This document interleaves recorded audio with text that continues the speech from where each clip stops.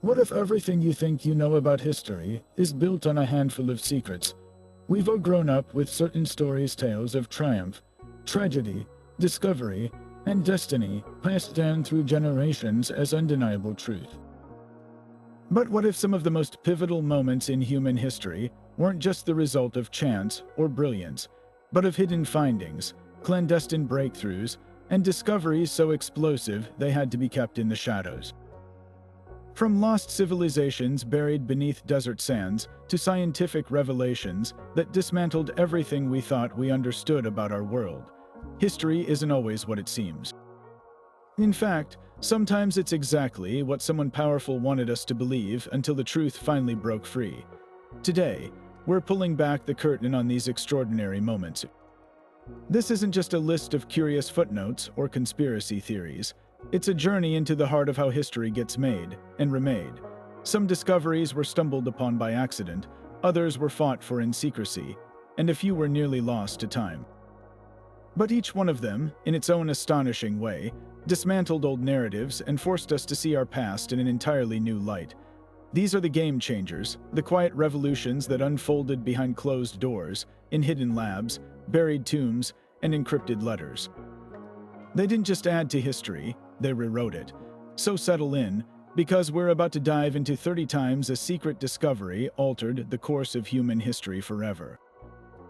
Along the way, you'll hear about lost cities emerging from myth into reality, scientific truths that overturned centuries of belief, and political cover-ups that shaped the fate of nations.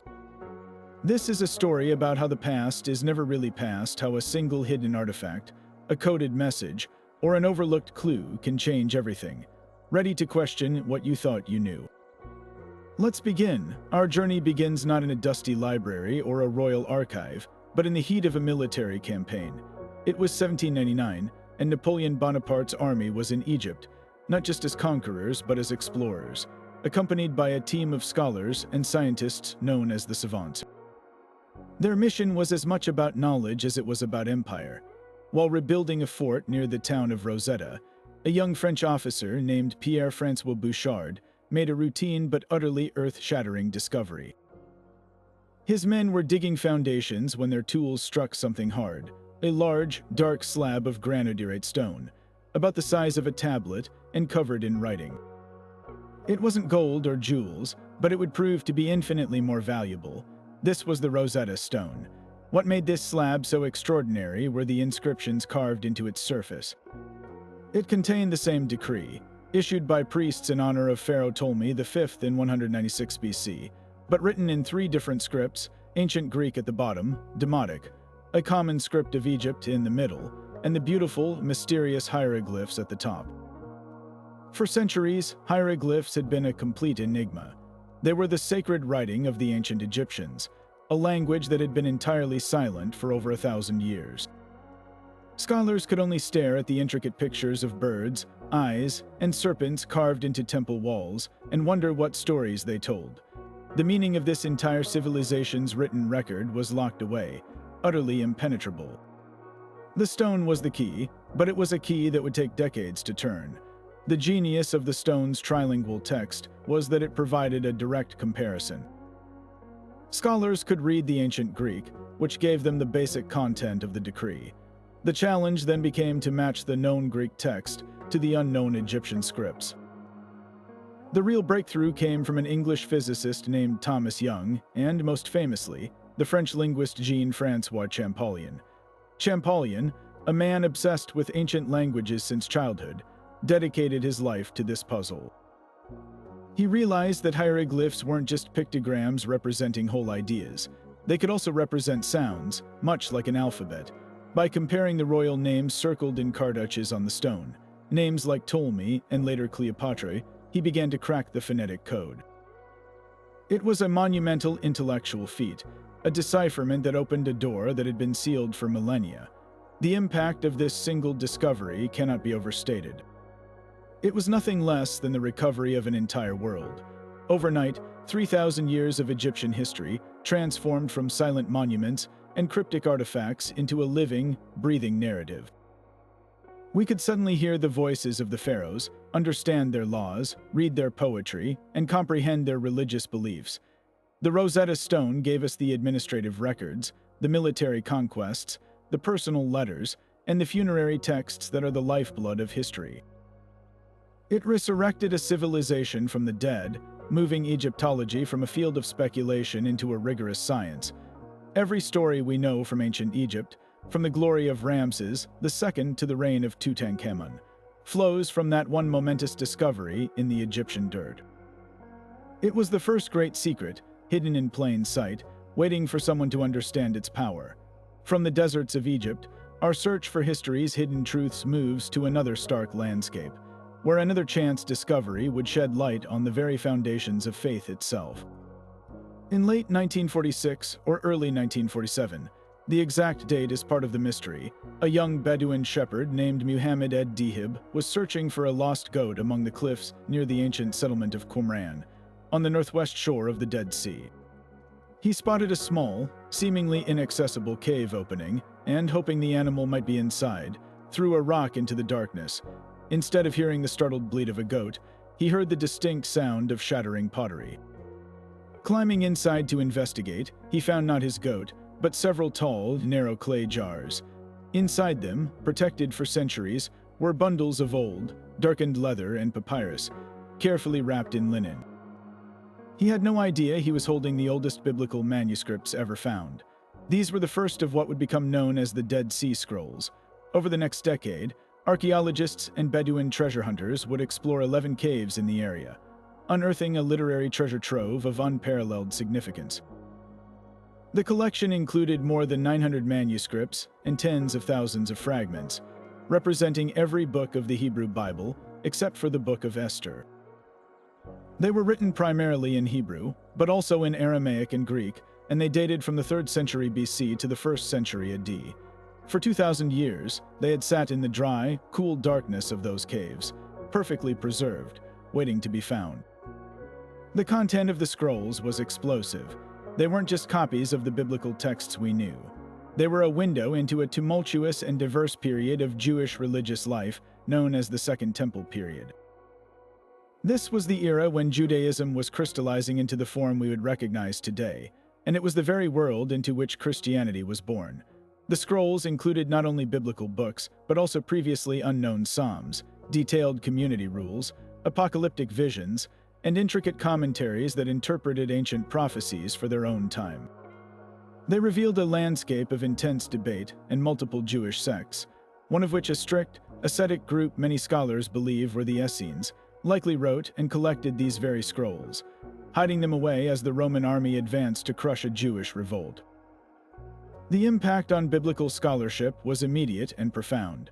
Before the Dead Sea Scrolls, the oldest complete Hebrew manuscripts of the Bible, like the Aleppo Codex and the Leningrad Codex, dated from around the 10th century AD. The Dead Sea Scrolls pushed that timeline back by a full millennium. Scholars could now see, with their own eyes, what the biblical text looked like 1,000 years earlier.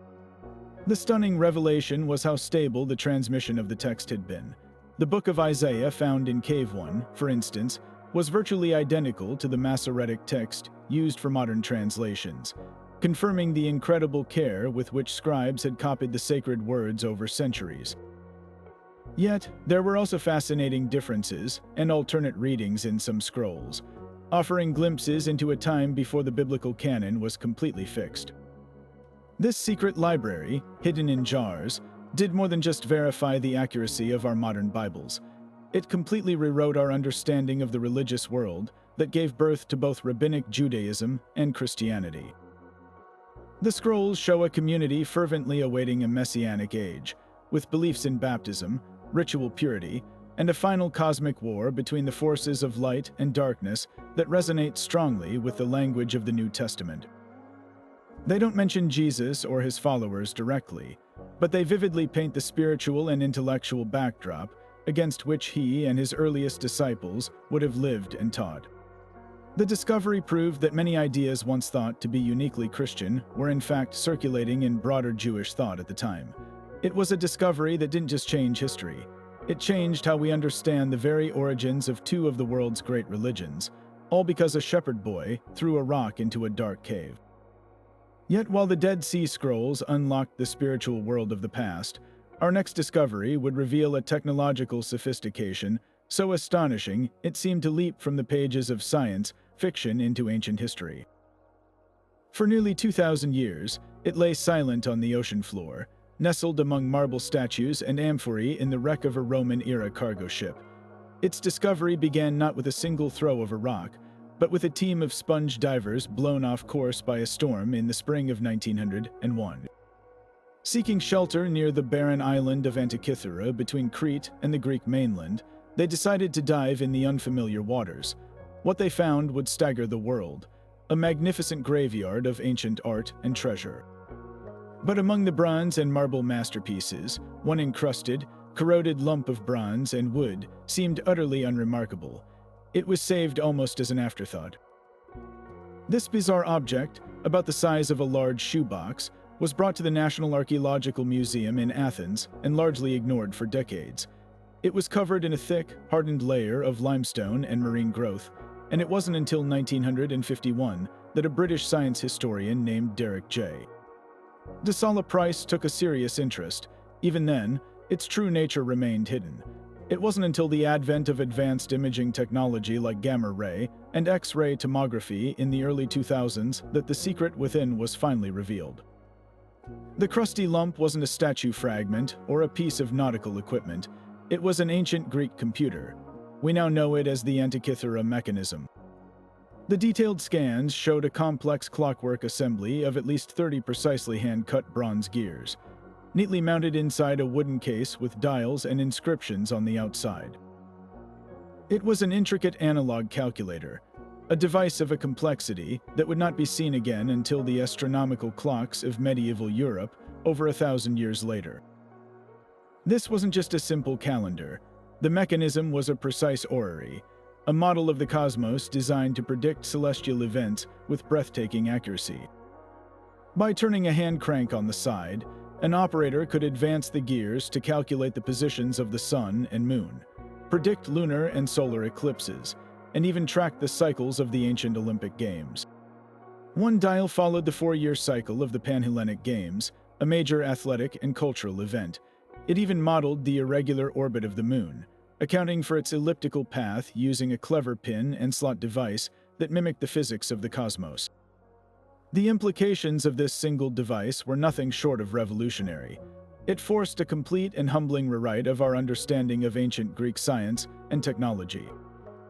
Before its discovery, the prevailing view was that the ancient world possessed theoretical knowledge from thinkers like Archimedes and Hipparchus, but lacked the practical engineering skill to turn that knowledge into complex machinery. The Antikythera Mechanism shattered that assumption. It proved that the Greeks of the Hellenistic period, around the 2nd century BC, were not just philosophers. They were master engineers and machinists capable of creating sophisticated precision instruments. This was a level of mechanical genius that historians believed was impossible for that era. Who built it? While we may never know the inventor's name for certain, the mechanism's design reflects the brilliant mathematical and astronomical theories of figures like Hipparchus of Rhodes, and some scholars have even suggested a connection to the legendary school of Archimedes in Syracuse. It stands as a powerful testament to a lost golden age of technology, a peak of scientific achievement that was tragically wiped out by the rise of the Roman Empire, which prized conquest and infrastructure over pure science and complex mechanics. The knowledge required to build such a device was likely lost for centuries, only to be rediscovered and reinvented much later. The Antikythera Mechanism is a haunting reminder that technological progress is not a straight, inevitable line upward, but a path that can have disastrous setbacks and forgotten branches. It is the world's first known analog computer, a secret of science hidden at the bottom of the sea, waiting for 2,000 years to reset our entire timeline of human invention. And so we journey from the depths of the Mediterranean to the dry, lowest plains of China's Shaanxi province, where in March of 1974, a group of farmers were not looking for history at all. They were simply trying to solve a pressing problem, a severe water shortage. Brothers Yang Zhife, Yang Wenhai, and their cousin Yang Kuani were digging a new well, hoping to find a reliable source for their village of Ziyang. As their shovels bit deeper into the earth, about 4 meters down, one of them struck something hard and unyielding. Expecting a rock, they instead unearthed a life-sized, sculpted clay head, its stern features staring blankly up from the soil. Then they found more fragments, a torso, limbs, and bronze arrowheads. They were terrified, believing they had disturbed the burial ground of a demon or a deity. Little did they know, they had just stumbled upon the vanguard of one of the most spectacular archaeological discoveries of all time. Word of the strange findings reached the ears of a local archaeologist, Zhao Kangman, who initially suspected it was just another broken statue from a nearby Ming Dynasty temple. But when he arrived and saw the sheer quality and scale of the fragments, he knew it was something far more significant and ancient. He carefully collected the pieces, and through patient reconstruction, revealed the first complete terracotta warrior. This prompted a full-scale archaeological excavation by the state, which soon revealed the staggering truth. The farmers hadn't found a lone statue. They had pierced the roof of a vast underground mausoleum, a subterranean palace guarded by an entire army, frozen in time for over 2 millennia. This was the necropolis of China's first emperor, Qin Shi Huang. The scale of the discovery is almost beyond comprehension. Excavations have since revealed 3 massive pits containing an estimated 8,000 soldiers, along with 130 chariots, 520 horses, and 150 cavalry horses, all crafted from fired clay. And these are just the discovered pits. The emperor's tomb mound itself, a man-made hill visible for miles, remains largely unexcavated to this day, said to be protected by booby traps and rivers of mercury. Each soldier in this terracotta army is a masterpiece of individual artistry. They are not mass-produced copies. Every face is unique, with different expressions, hairstyles, mustaches, and ear shapes, believed to have been modeled on the actual soldiers of the emperor's formidable army. The level of detail is breathtaking, from the intricate tread on the soles of their shoes to the realistic folds in their stone armor, which was originally painted in vibrant polychrome that faded upon exposure to air. The army is arranged in precise military formation, a snapshot of ancient Chinese warfare strategy. The vanguard in Pit 1 consists of 3 rows of crossbowmen and archers. Behind them is the main force of infantry and chariots, flanked by protective rows of soldiers facing outward to guard against ambush. Pit 2 contains a more complex mixed force of cavalry, chariots, and infantry, while Pit 3 is believed to be the high command, with senior officers and a war chariot. This wasn't just an artistic tribute, it was a functional, tactical deployment for the afterlife, designed to project the emperor's power for eternity. The discovery fundamentally rewrote history books on the Qin dynasty. Before 1974, our knowledge of Emperor Qin Shi Huang came primarily from written records by historians from the subsequent Han dynasty, who often portrayed him as a brutal, paranoid tyrant. While the Terracotta Army certainly confirms his immense power and ambition, it also reveals an astonishing level of administrative skill, artistic achievement, and industrial logistics that was previously underestimated. The project would have required thousands of artisans, sculptors, and laborers working in a highly organized, assembly line system for nearly 4 decades. The clay was sourced locally, but the techniques for firing such large, solid figures without having them explode in the kiln represent a pinnacle of ancient ceramic engineering. The bronze weapons found, swords, spears, and crossbow triggers, were still sharp and remarkably well preserved, some even coated with a thin layer of chromium oxide to prevent rust, a technology not thought to have been invented until the 20th century. This silent, underground army did more than just guard a tomb. It shattered our perception of ancient China. It provided irrefutable, tangible proof of the centralized power, immense resources, and sophisticated craftsmanship that Qin Shi Huang commanded to first unify China under a single emperor. It gave a face, thousands of faces, to the once abstract might of the Qin state. The terracotta warriors are a testament to one man's obsession with immortality and the countless anonymous hands who made that obsession a stunning, enduring reality.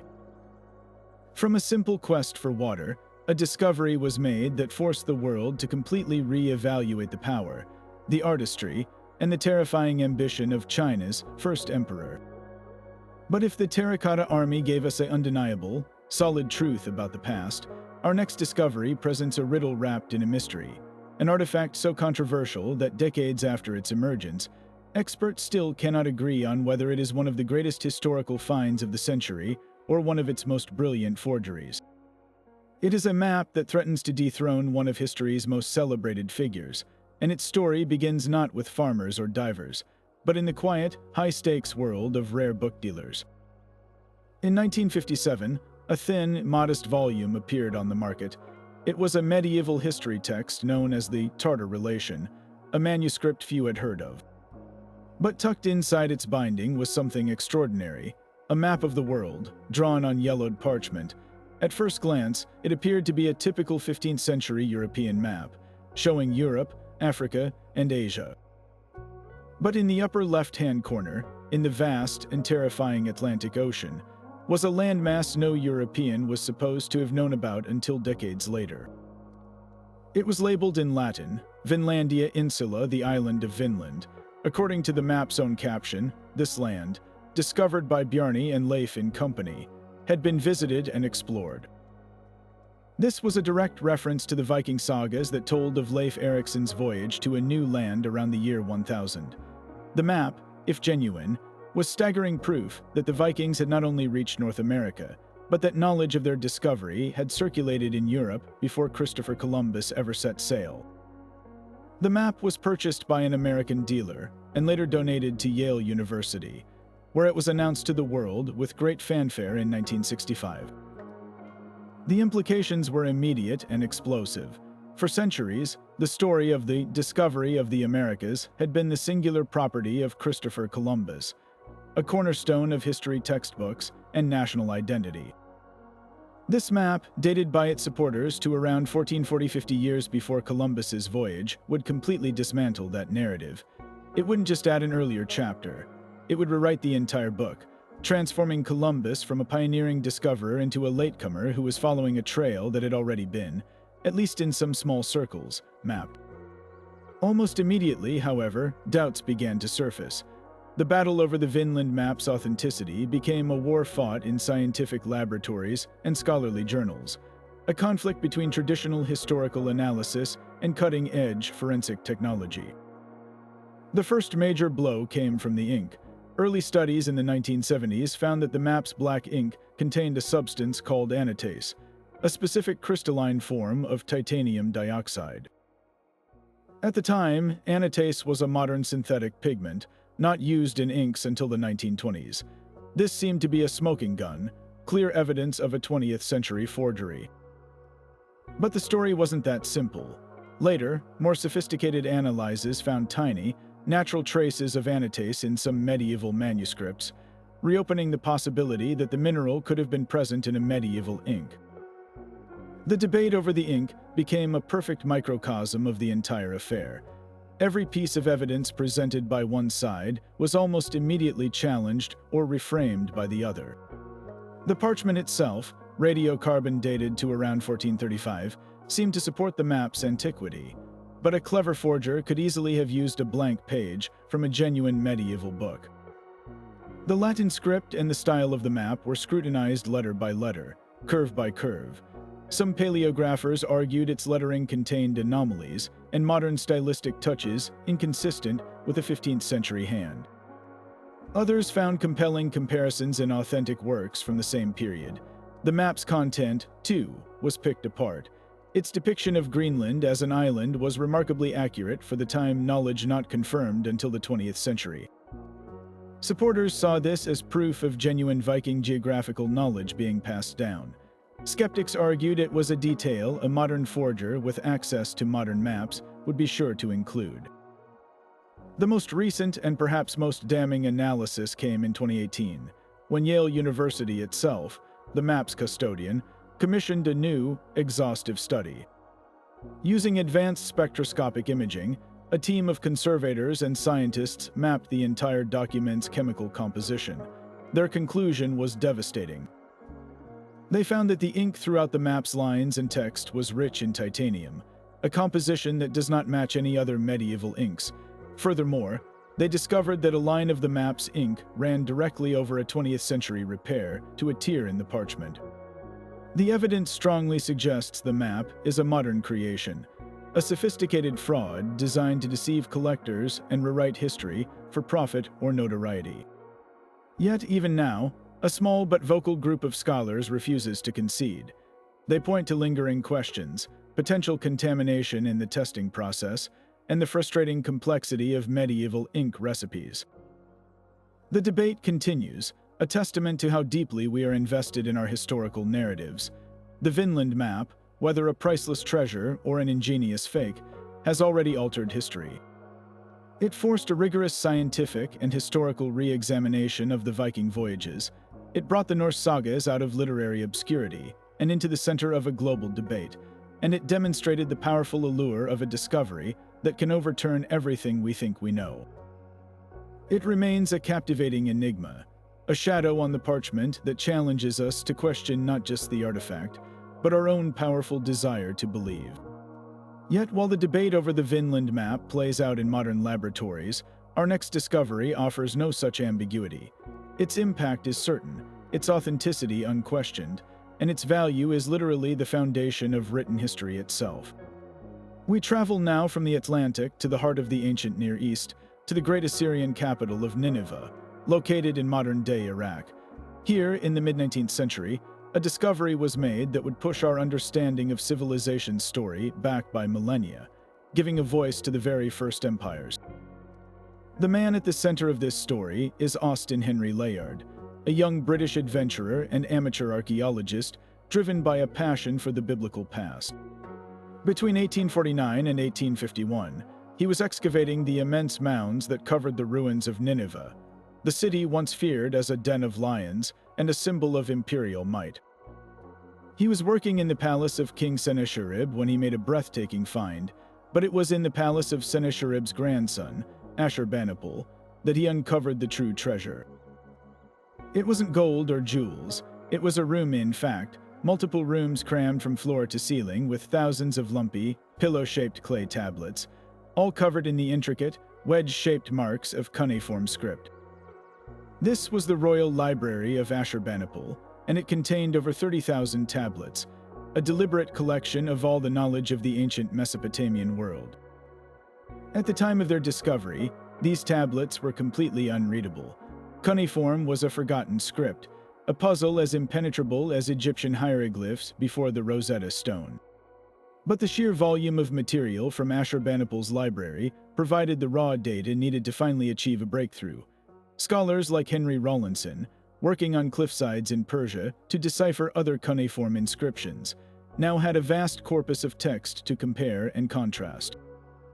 Gradually, the language of Akkadian was unlocked, and the secrets of the library began to spill forth. We learned that Ashurbanipal, who ruled the Neo-Assyrian Empire from 668 to 627 BC, was a unique figure for his time. He was a ruthless warrior king, but also a man of intense intellectual curiosity. He was one of the first bibliophiles in history, and he sent scribes throughout his empire with a royal command to gather, copy, and preserve every important text they could find, from religious rituals and legal codes to scientific manuals and epic poetry. The most stunning revelation to emerge from the dried clay was a story that had been lost to humanity for over 2,000 years. Among the tablets was a 12-tablet epic poem that told the story of a legendary king's quest for immortality. This was the Epic of Gilgamesh. As scholars painstakingly translated the lines, they realized they were reading the world's oldest surviving great work of literature, predating Homer's Iliad by at least 1,500 years. The epic tells of the arrogant King Gilgamesh of Uruk, his friendship with the wild man Enkidu, their tragic failed quest for glory, and Gilgamesh's subsequent, desperate journey to find the secret of eternal life from the only man to survive the Great Flood, Utnapishtim. The parallels to later biblical stories were immediately and explosively apparent. Here was a detailed Mesopotamian flood narrative, complete with a hero instructed by a god to build a boat and save the animals, that was centuries older than the story of Noah in the book of Genesis.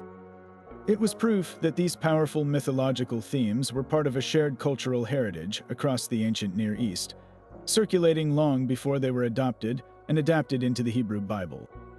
But the library's significance stretches far beyond a single epic. It is a complete snapshot of an entire civilization's mind. There were omens and divination texts, which the Assyrians used to try to predict the future by reading the livers of sheep or the patterns of stars in the night sky. There were advanced mathematical texts, with formulas for calculating area and square roots. There were detailed medical texts with diagnoses and prescriptions, legal documents detailing contracts and court cases, and meticulous administrative records that listed everything from tax payments to the daily rations for the thousands of workers who built the empire's colossal palaces. There were even what we might call early scientific classification systems, lists of animals, plants, and minerals, meticulously organized, representing the first human attempt to systematically understand and categorize the natural world. The discovery of Ashurbanipal's library did nothing less than resurrect the world's first great urban civilization from complete oblivion. Before its discovery, Mesopotamia was a land mentioned only in the Bible and in vague Greek histories, a shadowy region of supposed giants and tyrants. The library gave it a voice, a complex personality, and a profound intellectual tradition. It revealed the Assyrians not as mere brutes, but as sophisticated, literate, and deeply introspective people who grappled with the same fundamental questions of life, death, power, and the divine that still occupy us today. This single collection of fired clay tablets provided the foundational bedrock for the entire modern field of Assyriology, transforming our understanding of the ancient Near East from a blank spot on the map into the vibrant, noisy, intellectual cradle of Western civilization. It is a permanent testament to the power of a king who believed in preserving knowledge and to the enduring nature of the written word, even when written in mud. And now we turn from vast libraries of clay to a single, spectacular tomb of gold, a discovery that captured the global imagination like no other and made an obscure boy king the most famous pharaoh of all time. For years, the Valley of the Kings was believed to be exhausted. Archaeologists like the American Theodore Davis had declared the site empty, a played-out quarry of history. But one man refused to believe it, a determined British Egyptologist named Howard Carter, backed by his wealthy patron, Lord Carnarvon. For 5 long, frustrating seasons, Carter had dug in the valley with little to show for it. Carnarvon's patience and purse were nearly spent. He summoned Carter to England in the summer of 1922 and told him the next season would be the last. Carter, utterly convinced that the tomb of the minor 18th dynasty king, Tutankhamun, still lay hidden, begged for one final chance. He returned to Egypt with a final season of funding and a last shred of hope. The work began on November 1st, 1922. Just 3 days later, on November 4th, a sudden hush fell over the work site, under the remains of some ancient workmen's huts, a spot that had been overlooked for years. A worker's boy stumbled upon a single stone step cut into the bedrock. Carter ordered the area cleared with feverish intensity, revealing a steep, rubble-filled staircase leading down into the darkness. By the next day, they had uncovered 12 steps ending at the upper part of a sealed doorway, still bearing the ancient necropolis seals. Carter's heart must have been pounding. He immediately sent a telegram to Lord Carnarvon. At last have made wonderful discovery in valley. A magnificent tomb with seals intact. Recovered same for your arrival. Congratulations. Carnarvon rushed to Egypt, and on November 26th, with Carnarvon and his daughter Lady Evelyn Herbert looking on, Carter made a small hole in the sealed doorway. He held a candle to the breach, the flickering light piercing a darkness that had been absolute for over 3,000 years. As his eyes adjusted, Lord Carnarvon, waiting anxiously behind him, asked, "Can you see anything?" Carter's now legendary reply was, "Yes, wonderful things," and wonderful things they were. The candlelight glinted off the extraordinary objects crammed into the room, strange animal statues, glittering gold, sumptuous couches, and a golden throne. They were standing in the antechamber of the tomb of Pharaoh Tutankhamun. It was the first and, to this day, the only royal tomb from ancient Egypt to be found almost entirely intact, its staggering wealth of grave goods untouched by the hands of ancient looters. The process of cataloging and removing the thousands of objects from the 4 small rooms of the tomb would take a meticulous decade, but the world was already transfixed. Newspapers breathlessly reported every new artifact brought into the light. the golden shrines that nested one inside the other like Russian dolls, the magnificent funerary mask of solid gold that became the icon of the discovery, the intricate jewelry, the chariots disassembled for burial, the boy king's personal belongings including his childhood bow, and a board game he might have played. This was not just a collection of royal treasure. It was a complete and detailed inventory for the afterlife, a frozen moment in time that provided an unparalleled window into the material world, religious beliefs, and breathtaking craftsmanship of Egypt's New Kingdom period. The greatest revelation, however, lay in the burial chamber itself. Behind a sealed doorway, guarded by magnificent gilded wooden statues of the king, stood the quartzite sarcophagus. When its heavy lid was painstakingly raised in February of 1924, it revealed 3 anthropoid coffins nested within. The first 2 were of gilded wood, but the innermost coffin was made from over 240 pounds of solid, beaten gold, inlaid with brilliant blue glass and semi-precious stones. Inside lay the mummy of Tutankhamun himself, his head covered by the now famous death mask, a masterpiece of gold work with lapis lazuli and quartz eyes that seems to gaze into eternity. The mummy, however, presented its own mysteries. Scientific examination revealed a young man of about 18 or 19, but in fragile health. He had a club foot, likely requiring a cane to walk, many of which were found in the tomb, and he suffered from malaria. Most intriguingly, CT scans conducted in 2005 revealed a badly broken leg that had become infected, leading many experts to conclude that this injury, possibly from a chariot accident, was the most likely cause of his unexpectedly early death. The discovery's impact was twofold, both scholarly and cultural. For Egyptology, it was a quantum leap. Before Tutankhamun, knowledge of royal burials came from tombs that had been almost completely plundered in antiquity. Carter's find provided a complete, untouched blueprint. It showed the exact arrangement of the chambers, the staggering scale of wealth buried with even a relatively minor pharaoh, and the incredible complexity of the funerary rituals designed to ensure his transformation into a divine being in the afterlife. The artifacts provided a definitive dating tool for the art and material culture of the late 18th dynasty, but the tomb's true legacy exploded far beyond academic circles. It ignited a worldwide phenomenon dubbed Tutmania, or Egyptomania.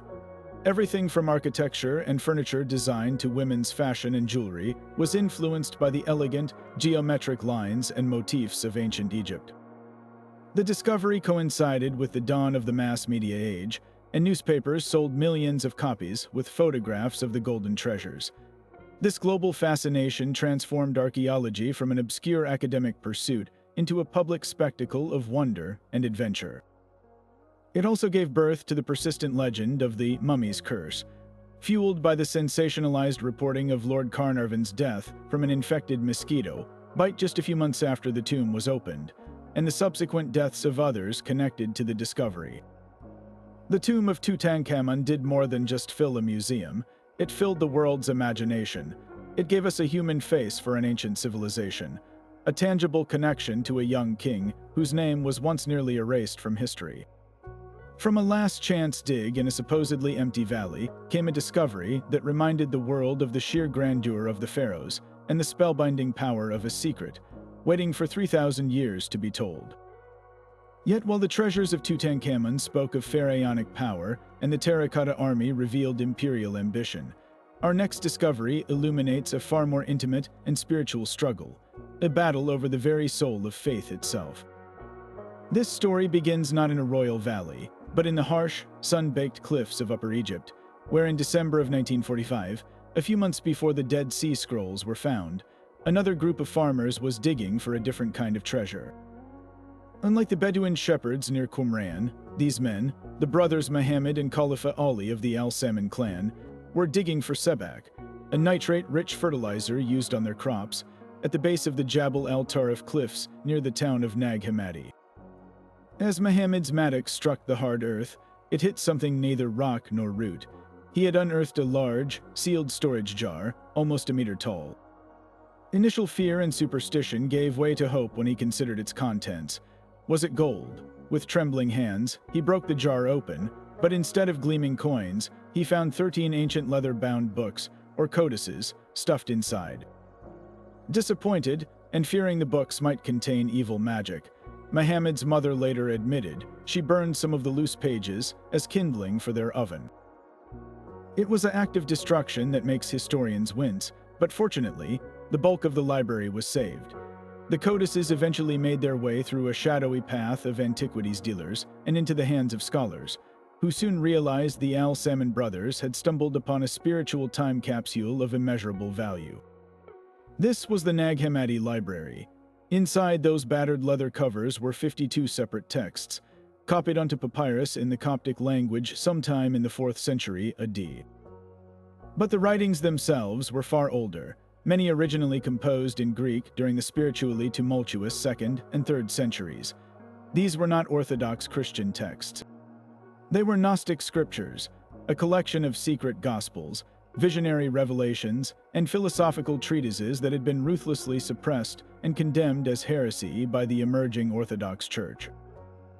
For nearly 1600 years, they existed only as titles in the angry refutations written by their opponents, like Bishop Irenaeus of Lyons, who wrote a work called Against Heresies, specifically to denounce these very ideas. The Church Fathers had won the theological war, and their version of Christianity became the one we know today. The Nag Hammadi discovery was like suddenly recovering the lost letters and diaries of the other side, allowing the vanquished to speak for themselves after centuries of silence. The content of these texts was nothing short of mind-bending for traditional Christian theology. They contained alternative gospels, not about the earthly ministry of Jesus, but about his secret teachings delivered to a select few disciples after the resurrection. The most famous of these, the Gospel of Thomas, opens with a stunning line. These are the secret sayings that the living Jesus spoke and Didymus Judas Thomas recorded. It contains 114 sayings of Jesus, many familiar from the New Testament, but others utterly unique and enigmatic. Unlike the canonical Gospels, there is no narrative of birth, death, or resurrection.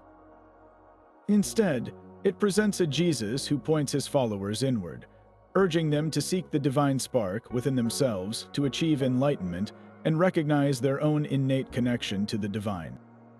Sayings like "the kingdom is inside of you, and it is outside of you," and "split a piece of wood, and I am there," "lift up the stone, and you will find me there," reflect a mystical, immanent view of God that is far removed from the transcendent father figure of orthodoxy. Other texts in the collection push these ideas even further. The Gospel of Philip uses poetic, sometimes cryptic language to discuss Christian sacraments like baptism and chrism, but it also offers a deeply symbolic interpretation of faith, suggesting that the real meaning of Christ's coming was to help us awaken from spiritual ignorance. Perhaps most controversially, it contains a passage that has been widely, though debatedly, interpreted as referring to a special relationship between Jesus and Mary Magdalene, calling her his companion and stating that he used to kiss her often on her mouth. This single line became a cornerstone for modern reinterpretations of their relationship, though scholars caution against reading it through a purely modern, romantic lens. For the Gnostics, a kiss was often a symbol for the transfer of divine knowledge. Then there is the Apocryphon of John, a dramatic revelation text where the risen Christ discloses the true nature of God and the universe to the Apostle John. It presents a complex and alien cosmology, describing a perfect, invisible supreme God who emanates a series of divine beings called eons. The material world, according to this text, is not the creation of the supreme God, but of a flawed, ignorant lesser deity known as the Demiurge, often identified with the wrathful God of the Old Testament. Humanity is trapped in this material prison, but within each person is a divine spark from the true, highest God. Salvation, therefore, does not come from faith in a sacrificial death for sin, but through gnosis, a Greek word meaning knowledge. This is not intellectual knowledge, but a deep, intuitive, revelatory knowledge of one's true divine origin and nature. It is a deeply personal path to enlightenment. The discovery of this library forced a seismic shift in how scholars understand the earliest centuries of Christianity. Before Nag Hammadi, the development of Christian doctrine was often presented as a straight, unbroken line from Jesus to the apostles to the unified church of the creeds. The Gnostics were treated as a fringe, late, and corrupt offshoot. The library revealed that the first few centuries were actually a period of wild, creative, and ferocious diversity, a marketplace of ideas where vastly different groups all claimed to be the true followers of Jesus. Orthodox Christianity, with its structured church hierarchy, defined creeds, and canonical scriptures, did not simply emerge fully formed. It was forged in intense battle against competing interpretations, and it won that battle partly through political power, declaring its rivals heretical and suppressing their texts. The Nag Hammadi codices are likely the buried library of a Gnostic community, hidden away for safekeeping as the Orthodox Church gained dominance and began to systematically destroy such alternative writings. The impact of this secret discovery is still rippling through theological and historical studies today. It shattered the illusion of an early, monolithic Christianity and revealed a vibrant, complex, and often contradictory movement. It showed that questions about the nature of Christ, salvation, and God that we think of as modern were being debated with incredible sophistication within 100 years of Jesus' death. The texts do not necessarily disprove Orthodox Christianity indeed. Many believers see them as fascinating historical curiosities that ultimately reinforce the rightness of the canonical path, but they indisputably prove that the road not taken was intellectually rich, spiritually profound, and for a time, a powerful competitor for the heart of the Christian faith. From a forgotten jar in the Egyptian desert, a hidden history of spirituality re-emerged, challenging us to see the ancient world and the foundations of a major world religion in a far more complex and fascinating light. While the Nag Hammadi Library revealed a spiritual world of ancient texts, our next discovery transports us even further back in time, into the very dawn of human expression, found not in a jar or a tomb, but deep within the earth itself. The year was 1940, and France was under the shadow of Nazi occupation. In the quiet, rural village of Montignac in the Dordogne region, 4 teenage boys were on an adventure. Their dog, Robot, had disappeared down a hole created by a fallen pine tree. Determined to rescue him, the boys Marcel Ravadat, Jacques Marcel, Georges Agnel, and Simon Coencaz widened the opening and Marcel slid down into the darkness. What he found was not just a lost dog, but a portal to a world 17,000 years in the past. Using a makeshift lamp, the boys navigated a narrow passageway and found themselves in a vast underground chamber. As their light flickered across the walls, they were met with a breathtaking sight, a monumental gallery of paintings, vast herds of ancient animals galloping across the stone canvas in stunning shades of red, black, and yellow. They had accidentally discovered the Lascaux Cave. What the boys initially thought was a local secret quickly became a global sensation. Archaeologists were summoned, and they confirmed the incredible age and authenticity of the artwork. This was not crude doodling or simple stick figures. The Lascaux paintings were the product of Paleolithic masters, created by the Cro-Magnon people, our direct Homo sapiens ancestors, during the Upper Paleolithic period. The sophistication was immediately apparent. The artists used the natural contours and bulges of the cave walls to give their subjects a startling three-dimensional life. They employed sophisticated techniques like perspective, shading, and even what art historians call twisted perspective, where animals are shown in profile but with their horns or antlers turned to face the viewer. The pigments were made from natural minerals iron oxide for the reds and yellows, manganese dioxide for the blacks ground into powder, and mixed with animal fat or water to create a paint that could be applied with brushes made from hair or moss, or even blown onto the wall through hollow bones to create stenciled effects. The sheer variety and vitality of the subjects was overwhelming. The cave complex, now divided into sections like the Great Hall of the Bulls and the Axial Gallery, is a bestiary of the Ice Age. There are majestic aurochs, an extinct species of giant wild cattle, some over 16 feet long, charging across the rock. There are delicate herds of horses, their manes and hooves captured with exquisite detail. There are stoic bison, elegant deer, and even a mysterious, solitary rhinoceros. This was not a random collection of images. It was a deliberate, curated gallery. The animals are often layered over one another, suggesting the space was revisited and added to over generations, perhaps centuries. but the paintings are only part of the story. Scattered among the animals are abstract signs, dots, lines, grids, and strange quadrangular patterns that scholars believe may represent a very early, nonverbal form of communication or symbolic thought, a cryptic code we are still trying to decipher. The discovery of Lascaux forced a complete and radical reassessment of prehistoric humans. Before 1940, the common view of our ancient ancestors, if they were thought of at all in an artistic context, was as primitive brutes, concerned solely with survival. Lascaux shattered that stereotype forever. It proved that Homo sapiens of the Paleolithic era possessed not only the cognitive capacity for symbolic thought and complex planning, but also a profound aesthetic sense and a powerful creative drive. Creating these works required advanced cognitive skills, the ability to visualize a complex image internally, plan its execution, prepare materials days or weeks in advance, and then work for hours in the absolute darkness and damp chill of the cave, illuminated only by the faint, flickering light of animal fat lamps. This was art created not for a living room wall, but for the deepest, most inaccessible part of the world, which suggests its purpose was profoundly important to their culture and spirituality. Most experts believe Lascaux was not a dwelling but a sanctuary, a sacred space used for ritual and shamanistic purposes. The paintings likely played a central role in sympathetic magic rituals, where depicting an animal successfully capturing its spirit and vitality on the wall was believed to ensure a successful hunt in the real world. The location deep underground, a dangerous and difficult journey, would have added to the ritual significance, perhaps serving as a rite of passage or a place to connect with the spirit world. The presence of what appear to be narrative scenes, like the famous well scene depicting a bison gutting a man with a bird-headed staff nearby, hints at complex mythological stories that have been lost to time.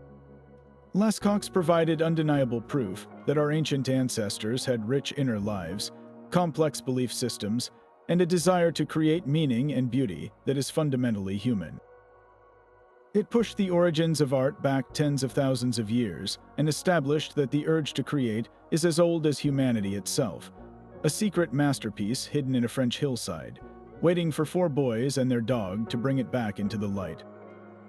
From the painted caves of Lascaux, we now cross the English Channel and fast forward to the eve of a different kind of darkness, the outbreak of the Second World War. In the quiet Suffolk countryside, on a sprawling estate known as Sutton Hoo, a meticulous and curious widow named Edith Pretty had long wondered about the strange, large mounds of earth that dotted her property. These barrows were known to be ancient burial sites, but their secrets had been lost to time. Fascinated by local lore and spurred by a growing interest in spiritualism and archaeology, Mrs. Pretty decided it was time to seek answers. In 1938, she enlisted the help of the local Ipswich Museum, which recommended a self-taught, thorough archaeologist named Basil Brown for the task. With a contract for a modest wage, Brown began what would become the most important archaeological dig in British history. Brown started work in the summer of 1938, first excavating 3 smaller mounds. They had been robbed in antiquity, but he found promising fragments of iron and ship's rivets, evidence that pointed to something far more significant than a simple grave. The following summer, with Mrs. Pretty's encouragement, he turned his attention to the largest mound, known as Tumulus 1. Carefully, methodically, Brown and his small team of estate workers began to remove the earth. What they uncovered defied all expectation. Instead of finding a preserved wooden vessel, they found a ghost. The outline of a vast ship began to appear in the sandy soil, a perfect, dark-stained impression where the oak planks had long since rotted away, leaving behind a silhouette of the vessel and thousands of iron rivets that had once held it together. They were excavating a 90-foot-long Anglo-Saxon ship that had been dragged a mile from the nearby River Deben and buried in a huge trench to serve as the final resting place for a person of immense importance. As the scale of the find became apparent, the National Museum authorities in London took notice. A team of professional archaeologists, led by Charles Phillips, arrived and took over the excavation, though they wisely kept the experienced Basil Brown on the team. What they began to uncover within the ship's central burial chamber was a treasure that would stun the world and forever alter the perception of the so-called Dark Ages. The chamber itself had collapsed under the weight of the mound, crushing but also preserving its contents in a chaotic jumble. As they carefully brushed away the earth, the glint of gold and the deep red flash of garnet began to emerge. They were not merely finding artifacts, they were unpacking a king's treasury. The artistry of the objects was breathtaking. The most iconic find was a magnificent helmet, a masterpiece of Anglo-Saxon metalwork. It was a terrifying and beautiful face mask, with a bronze mustache, garnet-inlaid eyebrows, and gilded panels depicting scenes of warriors and dancing figures. When originally worn, it would have been both a formidable piece of armor and a powerful symbol of authority. Then there was the great gold belt buckle, a heavy, intricate piece weighing over 1 pound, its surface covered in 13 snakes slithering through a complex interlace pattern, a masterpiece of cloisonné technique. A lavish purse lid, also made of gold and garnet, was found with its contents scattered 37 gold coins from Merovingian France, 3 blank gold discs, and 2 small gold ingots, a carefully assembled collection to pay a ferryman in the afterlife. But the wealth spoke of more than just power. It revealed a world of astonishingly far-reaching connections. The burial was a map of 7th century diplomacy and trade. The silver bowls were from the Byzantine Empire, perhaps gifted from Constantinople itself. The silver spoons were inscribed in Greek, one saying Paulos and the other Salos, names associated with the conversion of St. Paul, hinting at a Christian influence in a still largely pagan world. The incredible collection of fine jewelry, the shoulder clasps, and the belt buckle demonstrated a technical and artistic sophistication that rivaled anything being produced in Europe at the time. This was no backwater chieftain. This was the burial of a king connected to the greatest courts and trade routes of the known world. So who was this king? The evidence points compellingly to Rewrote, the ruler of the East Angles, and a Bretwald, a term meaning wide ruler, or overlord of the Anglo-Saxon kingdoms. The historical records, primarily the Venerable Bede's ecclesiastical history of the English people, tell us that Rewrote was a powerful and somewhat conflicted figure. He had accepted Christian baptism during a visit to the court of King Ethelbert of Kent, but upon returning home, under pressure from his pagan wife and counselors, he hedged his bets. He maintained a Christian altar, but also kept one for the old gods. This spiritual duality is perfectly reflected in the grave goods at Sutton Hoo. There are no overtly Christian symbols buried with him, yet the silver spoons and the pattern of the grave, which lacks the traditional pagan offerings of food and drink, suggest a society in a state of flux, straddling 2 worlds. The burial itself is a magnificent pagan send-off for a man who may have been one of England's first Christian kings, a snapshot of a pivotal moment of conversion. The impact of the Sutton Hoo discovery cannot be overstated. Before 1939, the Anglo-Saxon period was viewed through a lens of historical texts that often emphasized violence and cultural simplicity following the collapse of Roman Britain. The poetry of the era, like Beowulf, spoke of great halls and heroic kings, but it was considered largely mythological exaggeration. Sutton Hoo proved that the world of Beowulf was real. It provided the material evidence for a sophisticated, wealthy, and artistically brilliant court culture with extensive international links. It forced historians to completely rewrite their understanding of 7th century England, transforming it from a dark, obscure time into a vibrant, complex, and highly organized society. The ghost ship in the sand did not just contain a king's body. It carried the soul of a forgotten age back to the modern world, proving that the Dark Ages were anything but dark. Yet for all the treasures of Sutton Hoo that spoke of kings and empires, our next discovery is a secret that refuses to speak at all. It is a book that contains no gold, no jewels, and no answers, only an impenetrable, maddening silence that has challenged the world's greatest minds for over a century. The story begins in 1912, when a Polish-born antique book dealer and revolutionary named Wilfrid Voynich was on one of his regular buying trips through Europe. In Italy, he claimed to have stumbled upon a trunk full of rare manuscripts in an ancient Jesuit college, and among them was a book so bizarre, so utterly unlike anything he had ever seen, that he knew he had to have it. He purchased it, along with other volumes, and brought it back to his home in London. This was the birth of the Voynich manuscript, a puzzle that has consumed and defeated every expert who has tried to crack it. The book itself is a physical object from the early 15th century, carbon dated to between 1404 and 1438. It is relatively small, about 6 by 9 inches, but it contains over 240 vellum pages, filled from edge to edge with an elegant but completely unknown script. The text is written left to right, with what appears to be a distinct alphabet of 20 to 30 graceful, looping characters. Some letters resemble Latin, others are utterly unique. It flows in a way that suggests a real language with word breaks and repeating patterns, but it is a language that has no known counterpart anywhere on Earth. To make the mystery even deeper, the text is lavishly illustrated with hundreds of intricate, colorful, and often strangely beautiful drawings that only deepen the confusion. These illustrations are grouped into sections that seem thematic, yet they depict a world that is both familiar and utterly alien. There is an entire herbal section, filled with paintings of plants that do not exist, flora with bizarrely shaped leaves, impossible root systems, and flowers that seem to belong to a dream or another planet. There is an astronomical section, with circular diagrams of the sun, moon, and stars, and strange zodiac-like symbols featuring nude women bathing in interconnected tubes and barrels. Another section appears biological, showing illustrations of tiny, plump nude figures, which some have nicknamed nymphs, wading through what looks like a system of plumbing or blood vessels. And perhaps most famously, there is a cosmological section of fold-out pages showing what appear to be rooted or celestial diagrams complex, rosette-like maps of islands connected by canals, looking like a fantastical, otherworldly geography. From the moment it entered the public eye, the manuscript became a magnet for the top cryptographers of every generation. During World War II, a team of codebreakers from the United States military Signals Intelligence Service, the same brilliant minds who later broke the Japanese purple cipher, turned their skills to the Voynich during their off hours. They treated it as the ultimate challenge, applying every tool in their arsenal. They failed.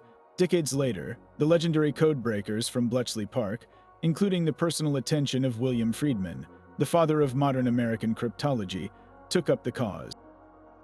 They too were stumped, unable to find any consistent pattern or statistical frequency that would point to a solution.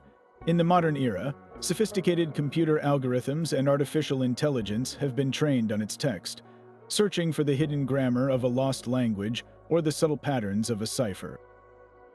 While these programs can confirm that the text has a structure consistent with a genuine language, not random gibberish, they have been powerless to translate a single meaningful sentence. Theories about its origin and purpose are as numerous as they are imaginative.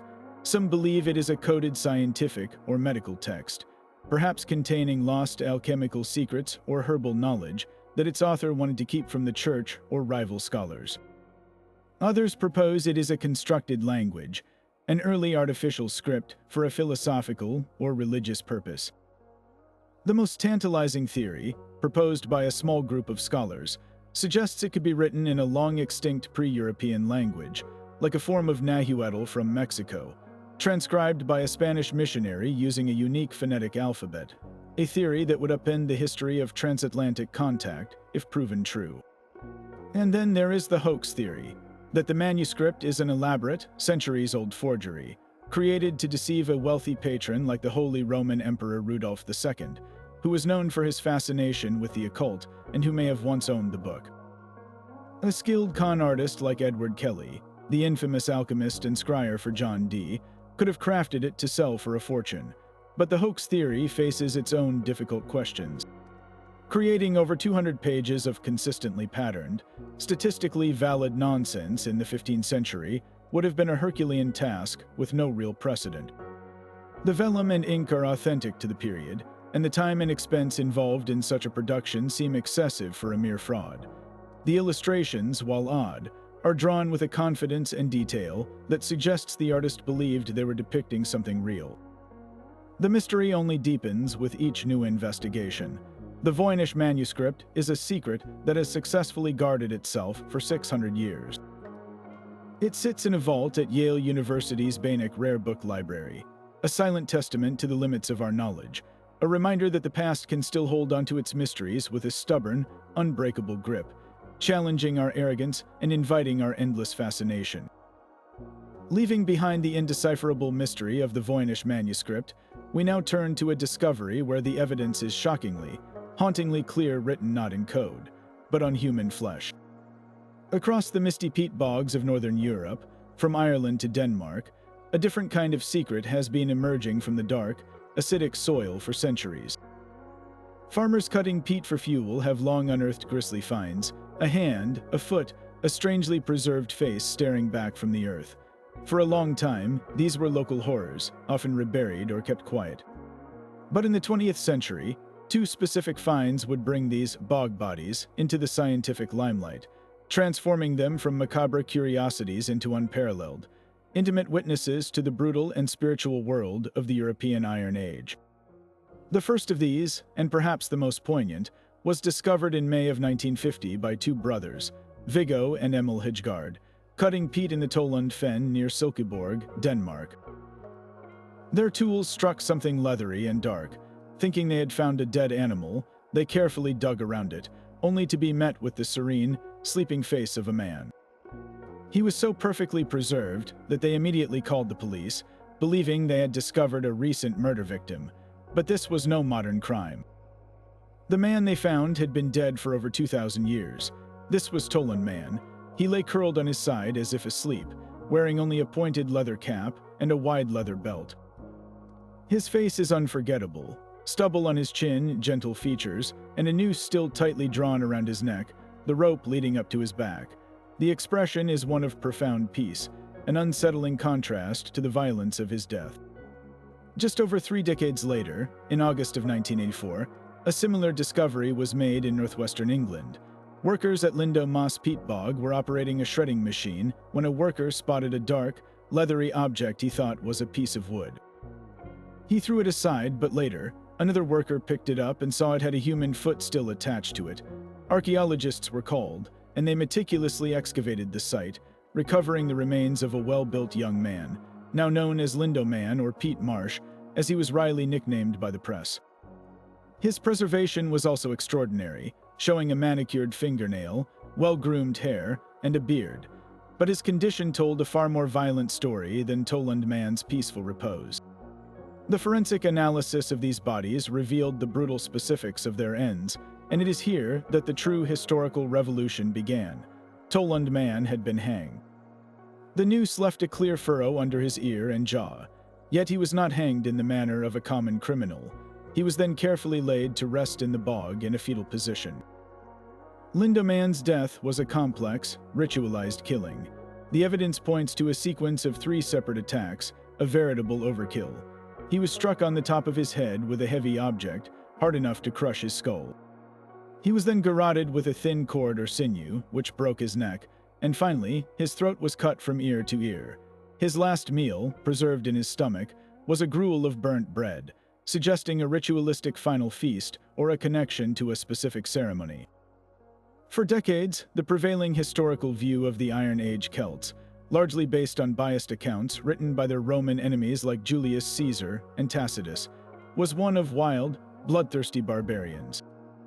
The Romans wrote of the Druids performing human sacrifice in sacred groves, stories that were often dismissed by later scholars as propaganda designed to justify the Roman conquest of these uncivilized peoples. The bog bodies provided the direct, physical, and undeniable evidence that the Romans were not entirely exaggerating. Here was proof of ritual violence on a grand scale, but it was far more complex and spiritually significant than simple barbarism. The key to understanding these killings lies not just in the how, but in the where and the who. The bogs were not random dumping grounds. In the Iron Age worldview, these were liminal spaces, places that were neither land nor water, but something in between. They were seen as gateways to the gods or the otherworld, places of immense spiritual power. To offer a life in such a place was to send a direct and powerful message to the divine. The victims themselves were not lowly slaves or prisoners of war. Tollund Man's carefully groomed appearance, his manicured hands, and the peaceful composition of his body suggest he was a high-status individual, perhaps a chieftain or a priest, willingly, or at least ritually offered. Analysis of Lindo Man's gut contents revealed he had been in good health and had eaten a special, if meager, last meal. These were chosen sacrifices. This transforms our understanding of Celtic society.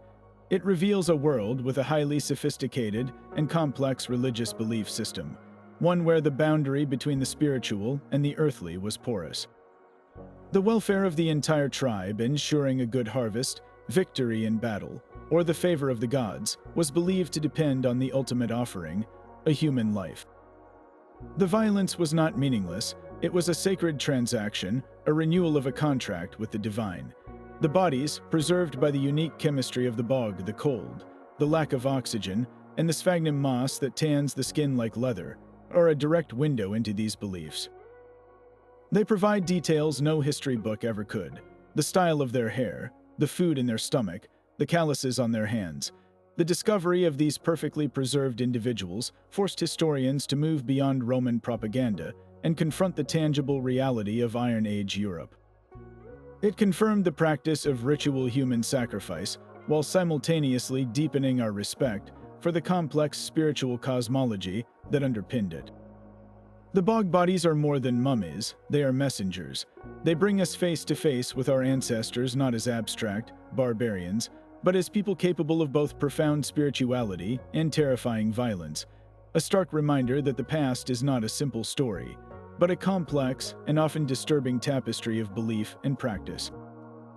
Yet while the bog bodies of Europe offer a hauntingly personal glimpse into ancient ritual, our next discovery transports us across the Atlantic to a world of intellectual brilliance nearly erased by conquest. It is a book that survived the fires of cultural destruction, a lone voice from a rainforest civilization that mastered the cosmos. For centuries, the ancient Maya were seen through a colonial lens, a mysterious, fallen people whose crumbling pyramids in the jungles of Mexico and Central America were seen as the work of primitive idol worshippers. The Spanish conquistadors and priests of the 16th century systematically burned thousands of their beautiful, screen-fold books, deeming them the work of the devil. Only a handful of these codices escaped the flames, and the most complete and important of them all has a truly bizarre history. It is known as the Dresden Codex, and its survival is nothing short of a miracle. The story of its rediscovery begins not in the Yucatan, but in the elegant capital of Saxony. In 1739, the privy librarian to the King of Saxony, Johann Christian Goetze, was on an acquisitions trip to Vienna. There, he purchased a mysterious, battered old book from a private owner. How it got to Europe is a mystery lost to time. Perhaps it was sent as a curiosity to Charles V a century earlier, or brought back by a long-forgotten missionary. The book was made of amate paper, processed from fig tree bark, and coated with a fine layer of white stucco to create a smooth writing surface. It was folded like an accordion into 39 leaves, painted on both sides, and covered in intricate, colorful glyphs and fascinating charts. Goetze sent it back to the Royal Library in Dresden, where it was catalogued with curiosity but utterly misunderstood. For decades, it was simply labeled a Mexican picture book, its true significance completely unrecognized. It was a priceless relic from a lost world, sitting on a shelf, waiting for someone to learn its language. The intellectual key to unlocking the codex began to turn in the 19th century, as scholars slowly started to make headway with the Mayan glyphs that adorned monuments and stelae. But the Dresden Codex provided the Rosetta Stone for their astronomical and calendrical system. A pioneering German librarian and scholar named Ernst Fürstemann dedicated his life to studying the Codex in the 1800s. Working in the Royal Library, he pored over its complex tables of numbers and bewildering images of gods and animals. His breakthrough was monumental. He realized that the Maya did not use a base 10 system like ours, but a base 20 vigesimal system, and critically, they had independently invented the concept of zero, represented by a shell glyph. This mathematical sophistication was astounding for its time. Using this knowledge, Fürstemann began to decipher the Codex's dense numerical tables. What he found within those pages was nothing less than the workings of a Mayan supercomputer. The Codex is not a history or a story. It is a precise scientific almanac. Its most famous section is a table that charts the complex movements of the planet Venus. The Maya worshipped Venus as a war god, and its appearances as the morning and evening star were of immense ritual importance. The table in the Codex accurately predicts the positions of Venus over a span of 584 days, a cycle they tracked with incredible precision, with an error of just one day every 500 years. This was an astronomical achievement that rivaled anything in the Old World at the time, but the Codex's genius doesn't stop there. It contains equally sophisticated tables for predicting solar eclipses and for tracking the cycles of the Mars and Mercury. It also outlines the rituals and offerings that needed to be performed to appease the gods during these powerful celestial events, weaving together science and religion into a single, coherent system. Perhaps the Codex's most profound revelation was its detailed explanation of the Mayan calendar, a system of such complexity and accuracy that it continues to inspire awe today. The Codex illustrates the interlocking cycles of the two primary calendars, the 260-day sacred round, or Tzolk'in, used for divination and ritual, and the 365-day vague year, or Hob, used for agriculture and civil affairs. These two cycles would align every 52 years in a period known as the calendar round, an event of immense religious significance. Most astonishingly, the Codex also contains calculations for the long count, the calendar that measures vast stretches of time from a fixed starting point. It was the Dresden Codex that provided the critical data allowing 20th century scholars to correlate the long count with our own Gregorian calendar, finally allowing us to place Mayan history on a precise timeline. This decipherment utterly transformed Mesoamerican archaeology, turning vague estimates of age into exact dates carved in stone. The survival of this single, fragile book forced a complete re-evaluation of the Maya. They were no longer viewed as simple jungle farmers obsessed with bloodletting, but as brilliant mathematicians, exacting astronomers, and meticulous record keepers. The Dresden Codex proved that their priests were not just shamans but scientists who could calculate the orbits of planets and predict eclipses with stunning accuracy, all without telescopes or modern instruments. Theirs was a civilization that saw time not as a linear path, but as a series of sacred, repeating cycles that could be mapped and understood. This one Codex, a survivor of intentional destruction, became the master key that unlocked the mind of a civilization, revealing a world of intellectual achievement that was almost lost to us forever. It stands as a powerful testament to the resilience of knowledge and a permanent warning against the arrogance of those who would seek to erase it. Yet while the mysteries of the Dresden Codex were unraveled in a European library, our next discovery came from a windswept beach at the edge of the world, where a simple act of cow-herding would uncover a treasure that makes the world of medieval nobles and warriors feel astonishingly close. The year was 1831, and on the Isle of Lewis, the largest and most remote of Scotland's Outer Hebrides, a local man named Malcolm Sprott MacLeod was searching for a missing cow in the sand dunes near the Bay of Uig. As he scanned the vast, rippling landscape, his eye caught a strange, small, dark opening in a rocky outcrop, a previously hidden underground chamber that had been exposed by a recent storm. Curious and perhaps hoping the cow hadn't fallen in, he peered inside. The dim light revealed not a trapped animal, but a horde that seemed to have sprung from the pages of a fairy tale. Staring back at him were dozens of small, solemn figures, some seated on thrones, others astride horses, and many clutching shields and swords. In that moment, MacLeod had stumbled upon the Lewis chessmen. What he found was a collection of 93 artifacts, 78 chess pieces, 14 tablemen for the game of tables, a precursor to backgammon, and one elaborate belt buckle. But it is the chess pieces that capture the imagination. Carved from walrus ivory and a few from whale tooth, they are a complete set of medieval chessmen, though likely representing parts of at least 4 different sets. They are not mere game pieces, they are miniature sculptures, each brimming with personality and intricate detail. The kings sit proudly on their ornate thrones, a sword across their laps, their faces a mix of stern authority and weary contemplation. The queens, also enthroned, rest their chins on their hands in a gesture of deep thought. a pose so familiar it has been dubbed the berserker pose, though they are more comical than fearsome, biting their shields with a wild, wide-eyed frenzy. The bishops are mitred churchmen, one holding a crow's ear and the other seemingly in the act of giving a blessing.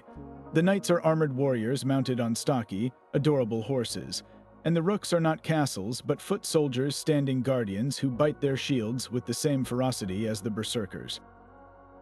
The artistic style is unmistakably Norse, carved in a tradition known as the urn style, characterized by its elegant, interlacing animal patterns and expressive figures. Art historians are confident they were crafted in the 12th or early 13th century, most likely in the Norwegian city of Trondheim, a renowned center for ivory carving at the time. This immediately presented a fascinating historical puzzle. How did a collection of high-status, beautifully carved Norse game pieces end up buried in a sandbank on a Scottish island? The answer rewrites our understanding of the Norse world. The Isle of Lewis was part of the Kingdom of the Isles, a powerful Norse Gaelic realm ruled by the Lord of the Isles and deeply connected to Norway through trade, culture, and conquest. This was not a remote outpost, it was an integral node in a vast North Atlantic network. The chessmen were almost certainly the property of a wealthy merchant traveling this trade route. One compelling theory suggests they were buried for safekeeping by a trader who encountered trouble, perhaps a storm or a threat of piracy, and intended to return for them later, but never did. Their concealment in a stone chamber suggests a deliberate act, a secret meant to be temporary that became permanent for 700 years. The discovery of the hoard fundamentally altered perceptions of the Viking Age and its aftermath. For centuries, the popular image of the Norse was that of raiders and plunderers, a culture defined by the dragon-headed longships and the ruthless sack of monasteries. The Lewis chessmen provided a powerful counter-narrative. They revealed a culture of immense sophistication, refinement, and intellectual leisure. Chess, known as the king's game, was not just a pastime. It was a core component of a medieval noble's education, teaching strategy, warfare, and courtly behavior. The presence of such a high-quality set in this region proves that the Norse elites in the North Atlantic were fully participating in the same pan-European culture of chivalry and intellect as their counterparts in Paris or London. They weren't just barbarians at the gate, they were players at the table. Furthermore, the pieces offer an incredibly rare and intimate glimpse into medieval society and its hierarchies. The kings and queens represent worldly and spiritual power. The bishops reflect the immense influence of the church, and the knights symbolize the martial class that upheld the feudal system. The pawns, though simpler, are no less telling. They are not abstract shapes but individual foot soldiers, each with their own character. This was more than a game. It was a symbolic reflection of the medieval social order, a microcosm of their world carved in ivory. The fact that these pieces were found in Scotland speaks volumes about the deep and lasting cultural connections forged by the Norse. Their influence wasn't erased when their political power waned. It was absorbed, becoming a fundamental thread in the fabric of Scottish and wider European history. From a secret chamber in the sand, these solemn ivory figures emerged to tell a new, richer story of the Norse world, one of art, trade, intellect, and a legacy that extended far beyond the battle axe. While the Lewis chessmen brought the world of medieval nobles vividly to life, our next discovery reveals a world of ancient ordinary people, their voices preserved not in ivory, but in trash. The setting is Oxyhinches, a provincial capital in Upper Egypt whose name means the city of the sharp-nosed fish, a place that would have been completely forgotten by history if not for its garbage dumps. In the late 1890s, two young British papyrologists from Oxford University, Bernard Grenfell and Arthur Hunt, embarked on a series of excavations fueled by a simple but revolutionary hypothesis. They reasoned that in the dry Egyptian climate, the town's rubbish mounds, untouched for over 1,000 years, might contain a treasure trove of papyrus documents. They were right in a way that would stun the entire world of classical scholarship. What they began to unearth in 1896 was not the grand, intact library of a king, but something in many ways far more valuable, the discarded paperwork of an entire town, spanning nearly 1,000 years from the time of Alexander the Great to the Arab conquest. The sheer volume was staggering. Season after season, Grenfell and Hunt and their teams sifted through the sands, uncovering hundreds of thousands of papyrus fragments. They filled crate after crate with these brittle, brown pieces of history, shipping them back to Oxford where the painstaking work of conservation, sorting, and decipherment began, a task so immense it continues to this day, over a century later. The contents of this municipal rubbish heap read like the complete archives of a community. There are official government decrees and census records detailing the lives of citizens. There are tax receipts and accounts that tell us about the ancient economy down to the price of a loaf of bread. There are personal letters that reach across the centuries with their intimacy, a son asking his father for money, a mother scolding her daughter for not writing, a soldier's heartfelt message to his family. There are horoscopes, shopping lists, and even exercises from schoolchildren learning their letters, complete with the teacher's corrections in the margin.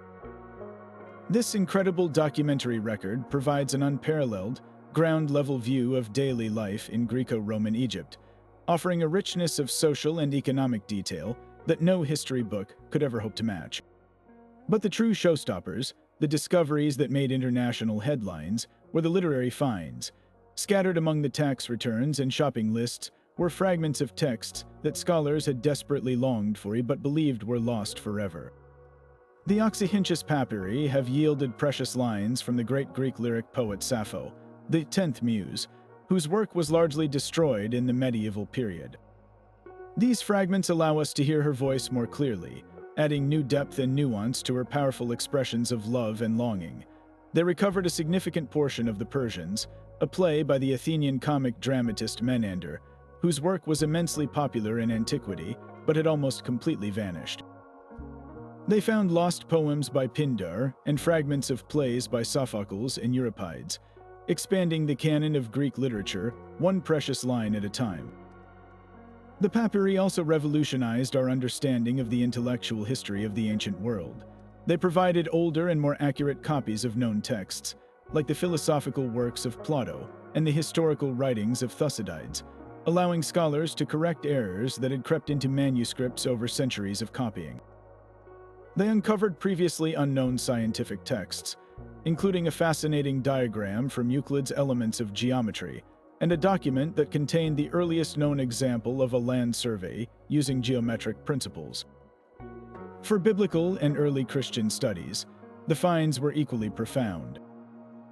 The hoard includes some of the oldest surviving fragments of the New Testament, including a passage from the Gospel of Matthew that may date from the late 2nd century, as well as a wealth of non-canonical Christian texts, such as the Gospel of Thomas and the Gospel of Mary, which offer a window into the diverse beliefs of the early church.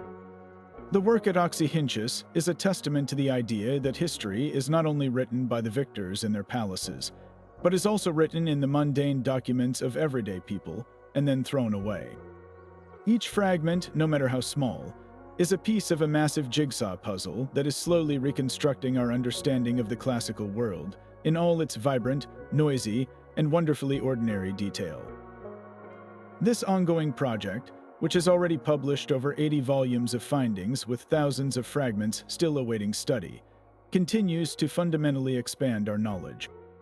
It proves that sometimes the most profound secrets are not hidden in treasure chests, but lying in wait in the trash, patiently preserving the echoes of an entire civilization for over 2 millennia.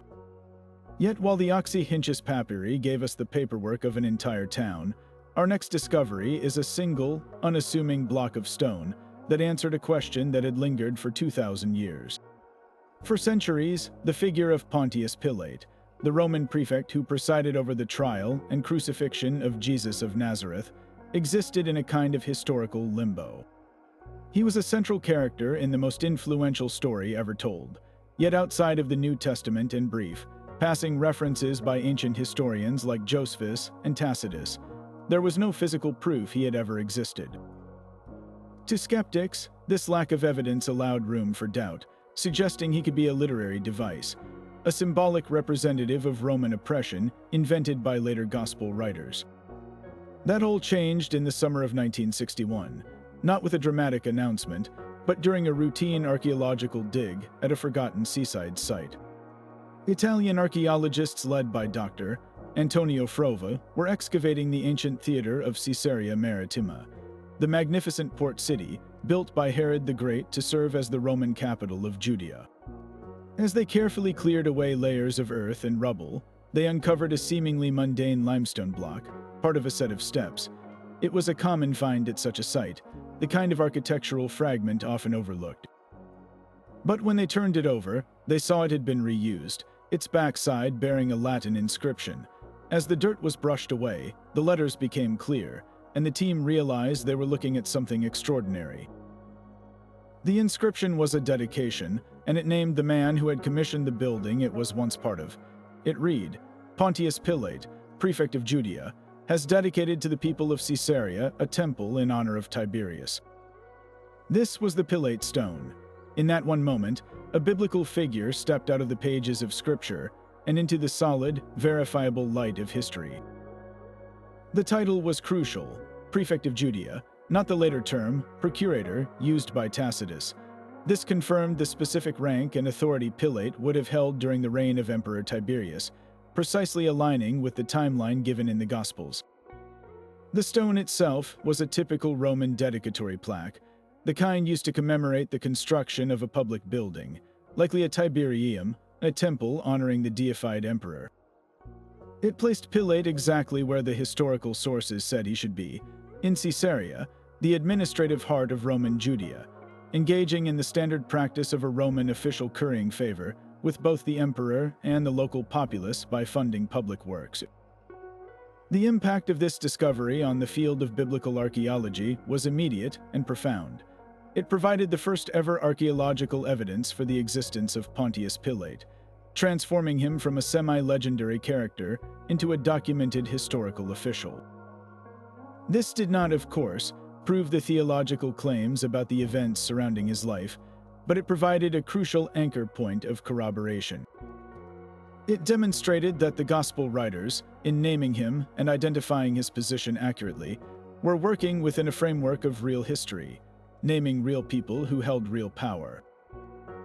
The stone became a powerful piece of evidence in the wider scholarly effort to assess the historical reliability of the New Testament accounts, showing that their authors had access to accurate information about the political structure of first-century Judea. Beyond the world of biblical studies, the Pilate stone offered a fascinating glimpse into the man himself and the complexities of governing a volatile province. The inscription portrays a Pilate that is almost the complete opposite of the vacillating, hand-washing governor of Christian tradition. Here, he is a confident Roman magistrate, asserting his authority and his loyalty to the emperor through a bold, public declaration carved in stone. This act of dedicating a temple to Tiberius was a profoundly political act, one that would have been deeply provocative to the local Jewish population, whose monotheistic beliefs forbade the worship of a human emperor. This single artifact suddenly gave historical context to the tensions described in the Gospels and by the historian Philo of Alexandria, who wrote of Pilate's insensitivity toward Jewish customs, including an incident where he brought imperial standards bearing the emperor's image into Jerusalem. The stone suggests a governor who was actively promoting the Roman imperial cult, a policy that would have naturally put him on a collision course with Jewish religious leaders and any movements he perceived as threats to Roman order. The discovery fundamentally changed how scholars approach the historicity of biblical figures, moving them from a default position of skepticism toward a more nuanced method that weighs archaeological evidence alongside textual criticism. The Pilate stone stands as a permanent reminder that even the briefest of mentions in an ancient text can refer to a real person who left a mark on the physical world. It is a testament to the fact that history is often found not in grand treasures, but in the reused building blocks of everyday life, waiting for a careful eye to notice the writing on the wall, or in this case, on the step. From a forgotten block in a Roman theater, a key figure of history was finally and indisputably confirmed, bridging the gap between faith, history, and archaeology. But if the Pilate stone confirmed a single historical actor, our next discovery reveals an entire cast of characters engaged in a drama of global exchange that we never knew existed. Just off the rugged Turkish coast near the town of Kaş, in the clear blue waters of the Mediterranean, a simple happenstance in 1982 would pull back the curtain on a world of astonishing connectivity. A local sponge diver named Mehmet Sakir surfaced from a dive with a strange story.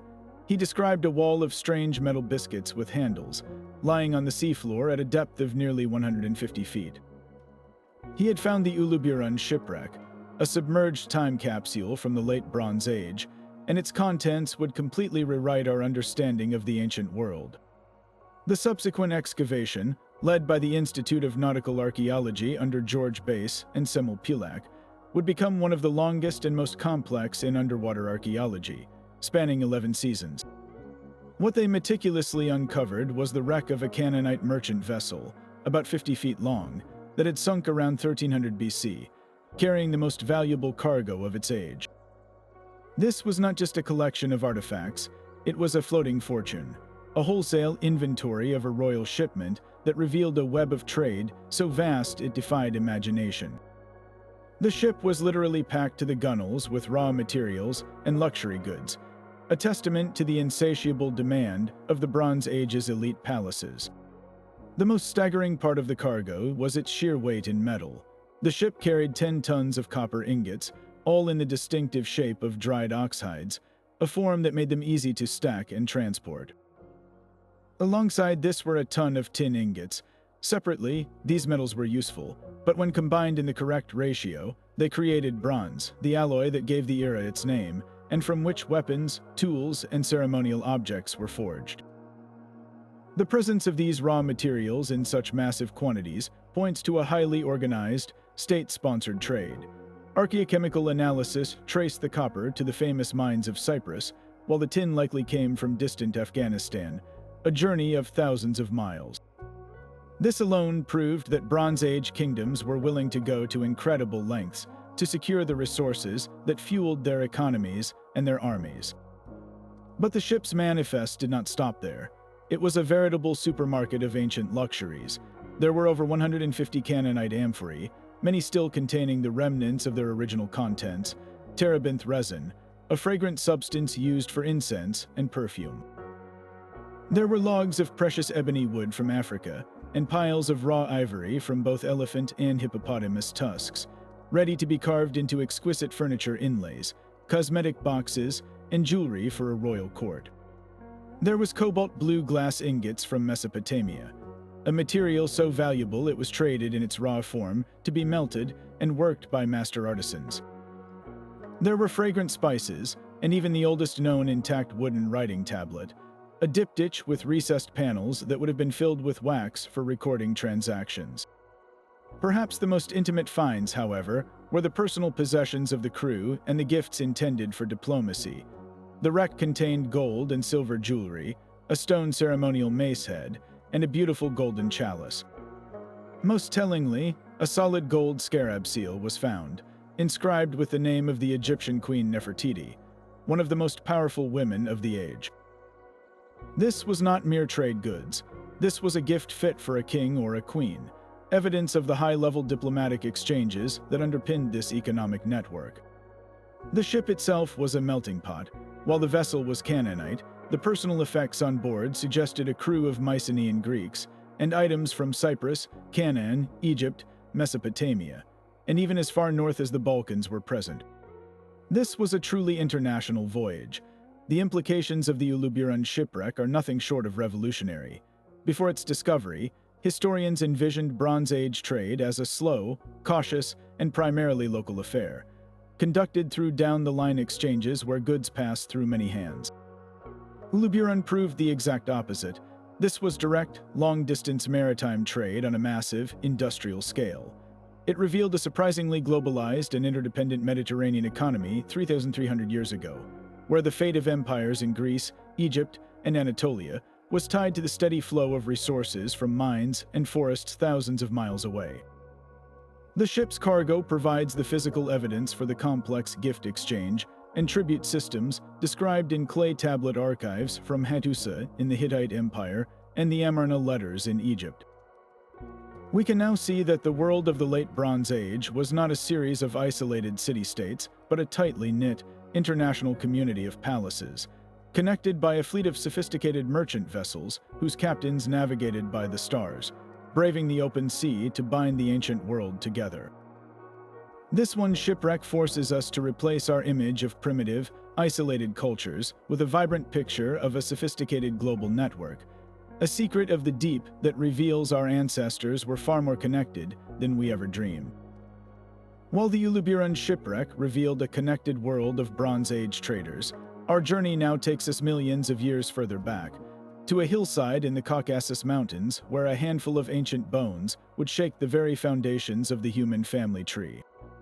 The story begins not with a grand expedition, but as a routine salvage archaeology project in the small Georgian town of Dmanisi.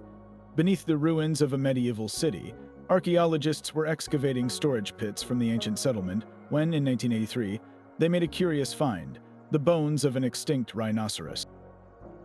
This was deeply strange. Why would a medieval town have extinct animal fossils in its cellars? The answer was even more astonishing. The medieval town had been built directly on top of an even more ancient site, a layer of volcanic ash that was nearly 2 million years old.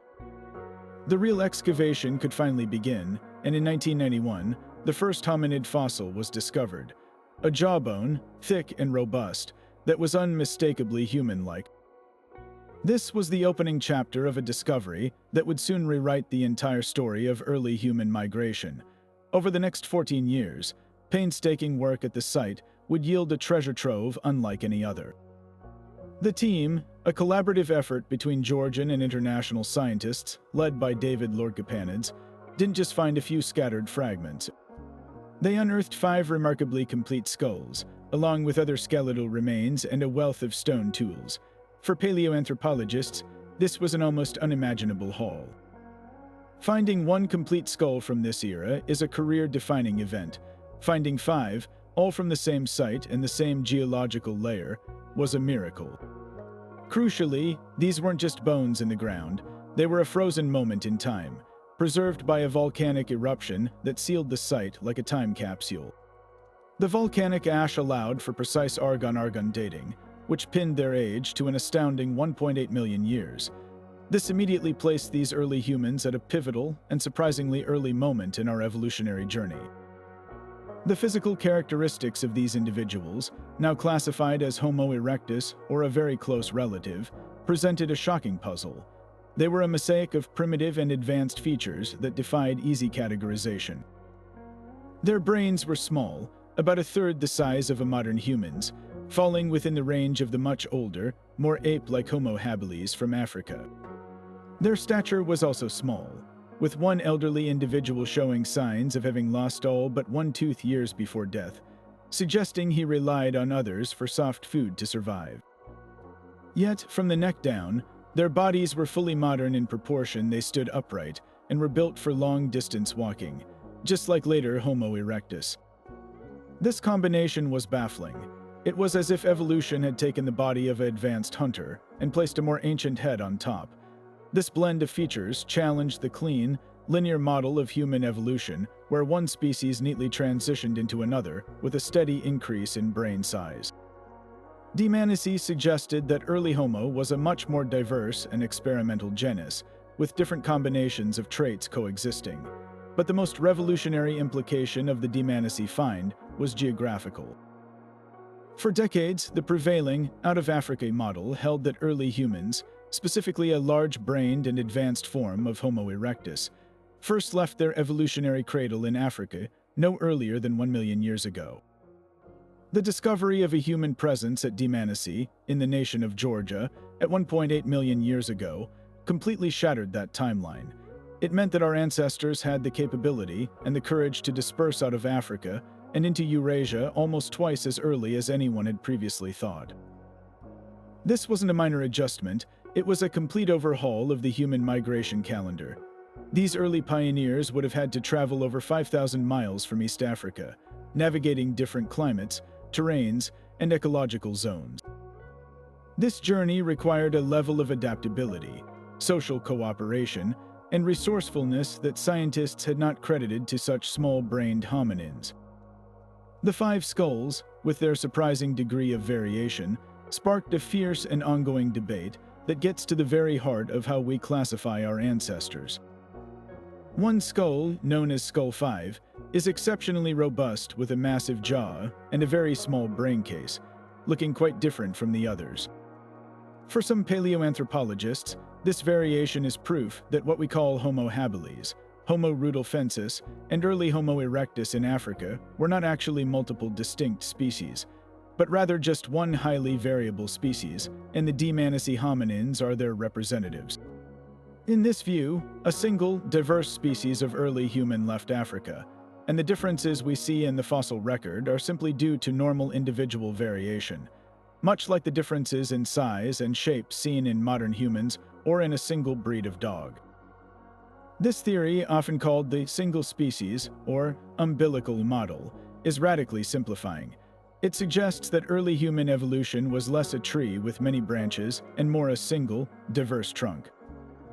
Other scientists fiercely contest this interpretation, arguing that the anatomical differences between the African fossils are too significant to be lumped together, and that Skull 5 from Dmanisi might represent a different species entirely. This debate is far from settled, but what Dmanisi undeniably achieved was to force paleoanthropologists to confront the possibility of much greater physical diversity within a single early human species. It challenged a century of practice of naming a new species for every significant fossil find.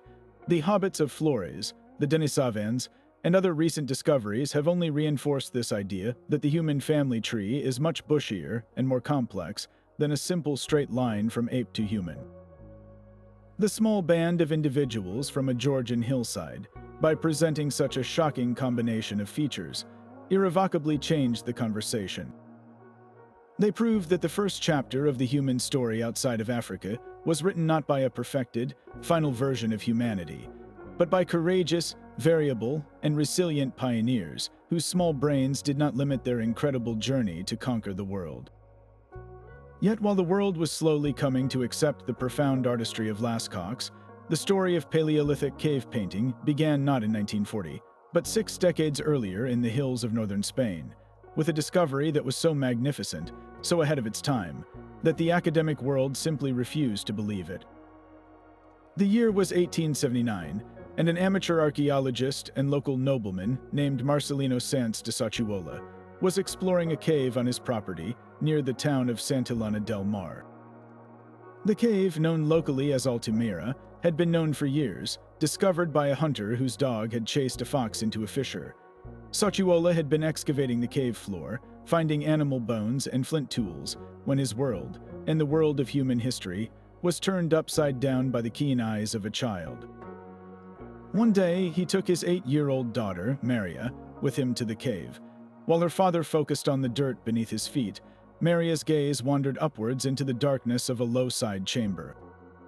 As her eyes adjusted, she saw them. "Mira, papa, buais," she cried out.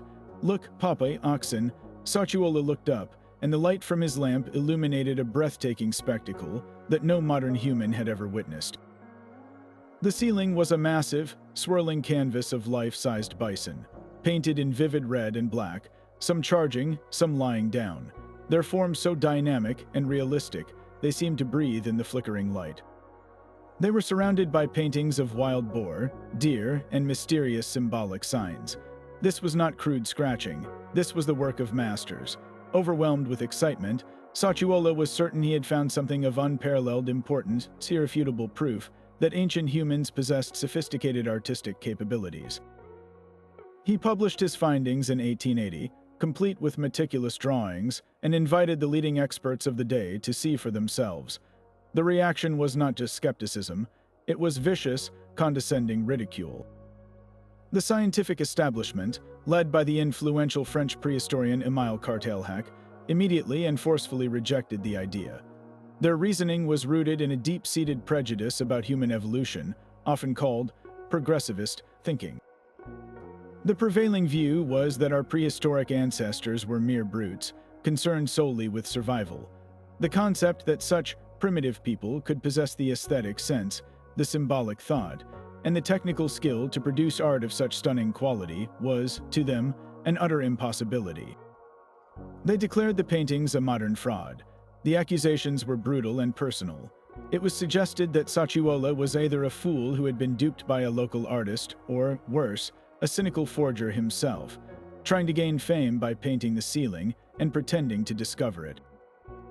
The fact that the paintings were in a cave known to locals was used as proof that they must be recent. The scientific community closed ranks, and Altamira became a pariah site, a subject of mockery rather than study. For Sacciuola, this was a devastating blow to his reputation. He died in 1888, a broken and disgraced man, never having been vindicated. He went to his grave branded a liar, his incredible discovery dismissed as a hoax. The tide began to turn years later, and largely because of the very French scholars who had been the most vocal critics.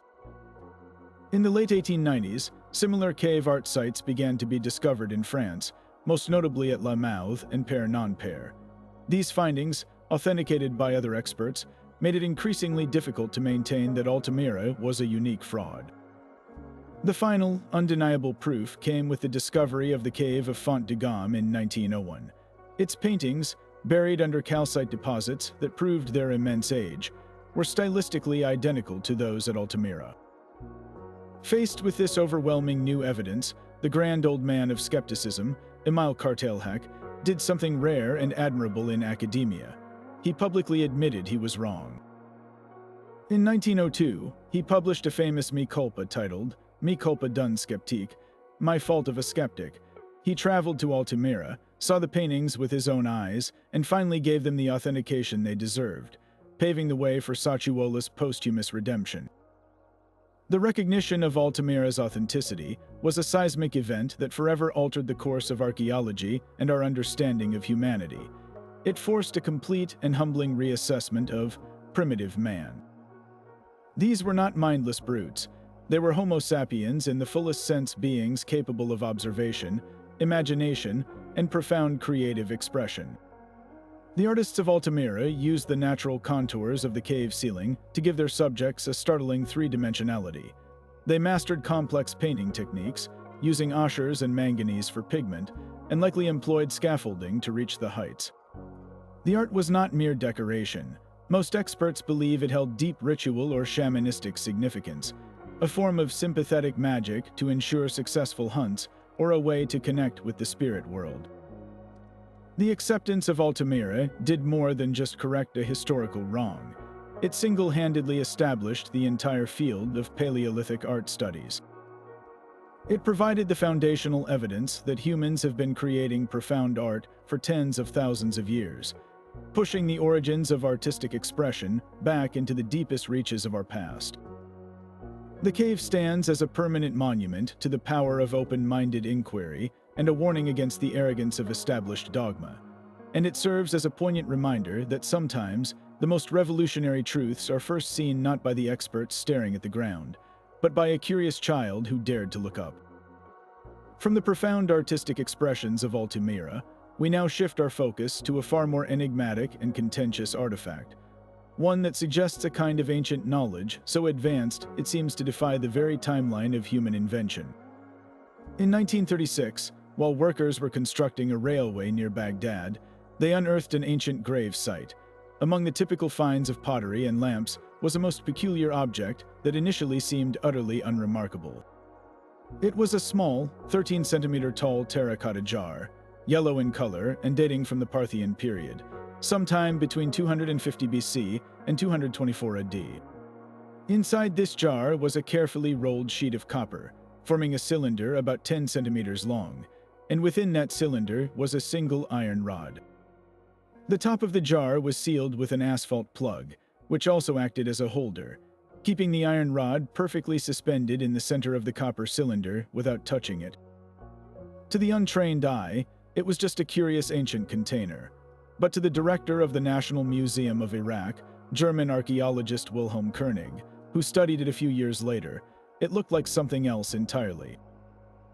It looked, to his astonishment, like a primitive electric battery. The theory Koenig proposed was as simple as it was revolutionary. If this jar were filled with an acidic or alkaline liquid, something as common as vinegar or grape juice, The chemical reaction between the electrolyte solution and the two dissimilar metals would create a small electrical potential difference. In essence, the iron rod would become an anode, the copper cylinder a cathode, and the solution an electrolyte, forming a basic galvanic cell capable of producing a little over 1 volt of electricity. This wasn't a power plant, it couldn't light up a city, but it could, theoretically, produce a steady, low-level current.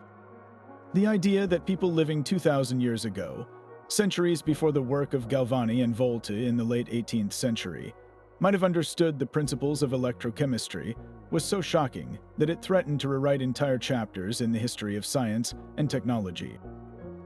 Naturally, such a bold claim ignited a firestorm of debate that continues to this day. If it was a battery, what on earth would they have used it for? The most popular and enduring theory, championed by Koenig himself, is for electroplating, the process of using an electric current to coat a common metal with a thin layer of a more precious one, like gold or silver. Artisans of the Parthian and later Sasanian periods were known for producing exquisite gilded silver artifacts.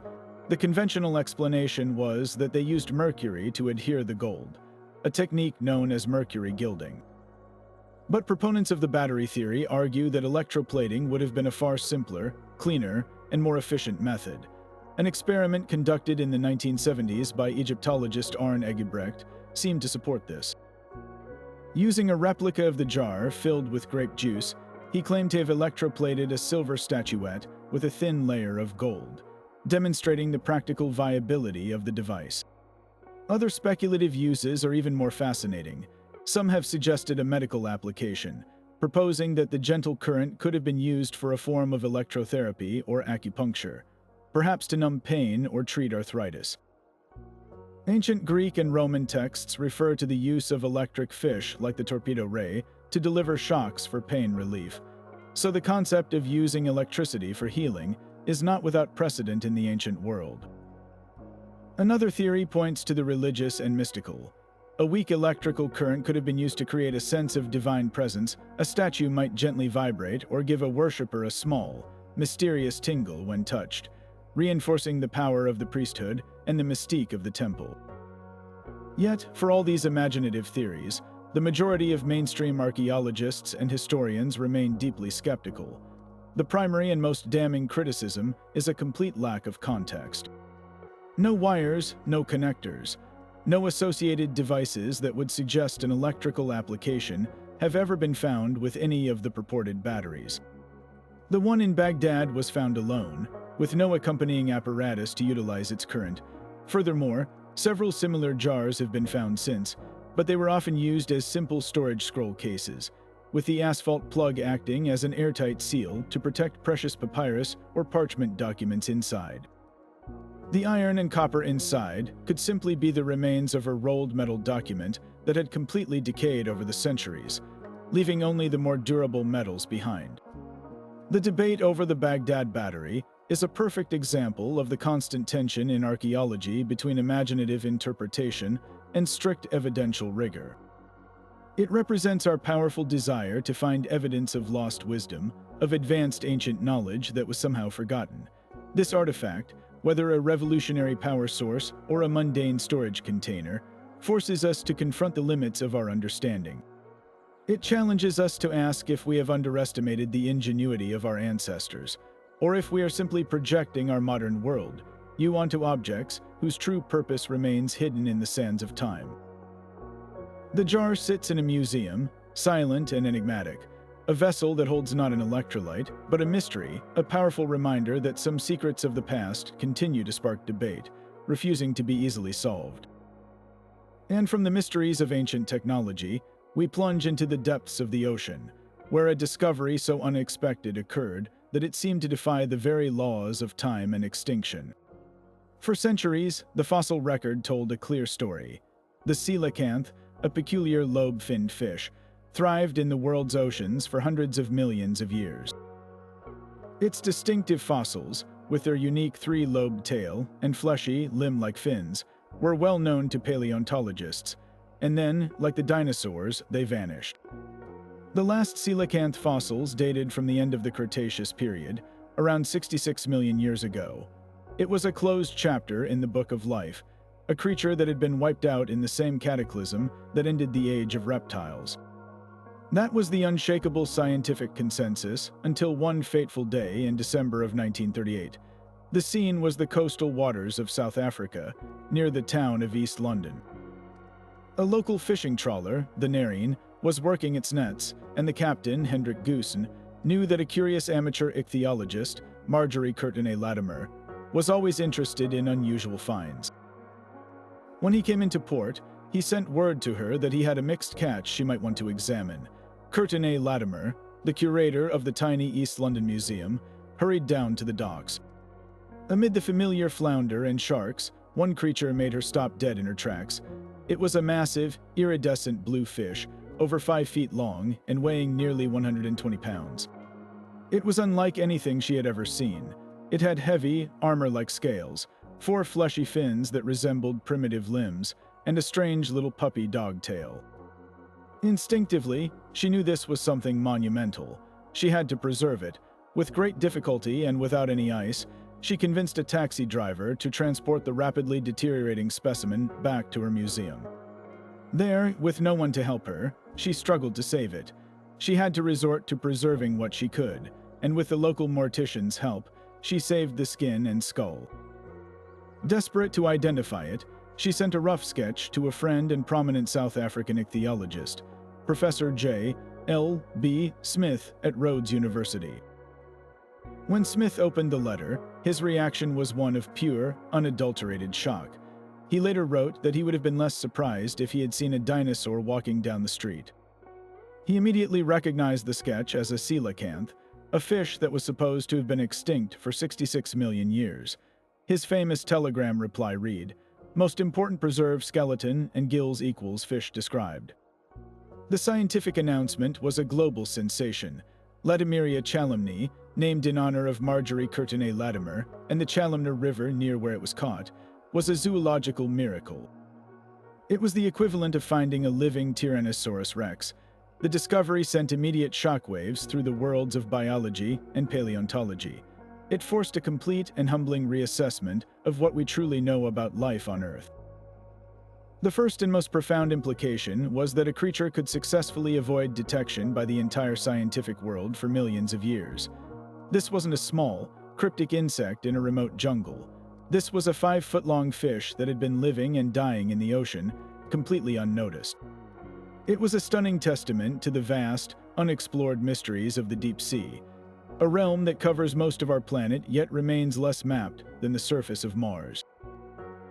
Beyond the sheer surprise of its existence, the living coelacanth became an invaluable window into the past, a true, living fossil.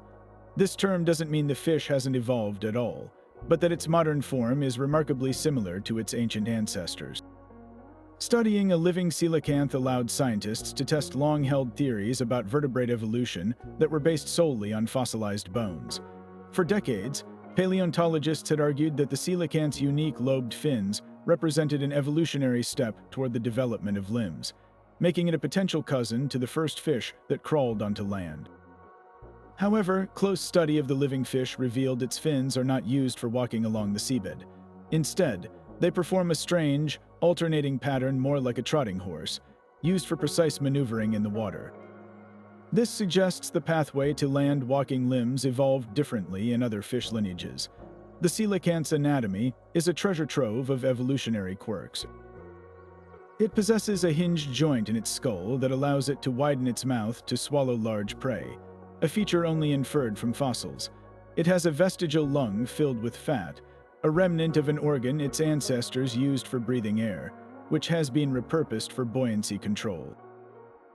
Its heart is a primitive, straight tube structure unlike that of any other living vertebrate. Perhaps most fascinatingly, it gives birth to live young, a fact unknown until a pregnant female was finally dissected decades after its discovery. Each of these details provides critical, living context to the fossilized bones paleontologists had studied for a century, allowing them to reinterpret the anatomy and behavior of long-extinct species.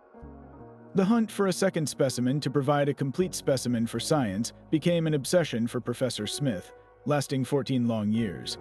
He famously circulated, wanted posters in multiple languages along the East African coast, offering a reward.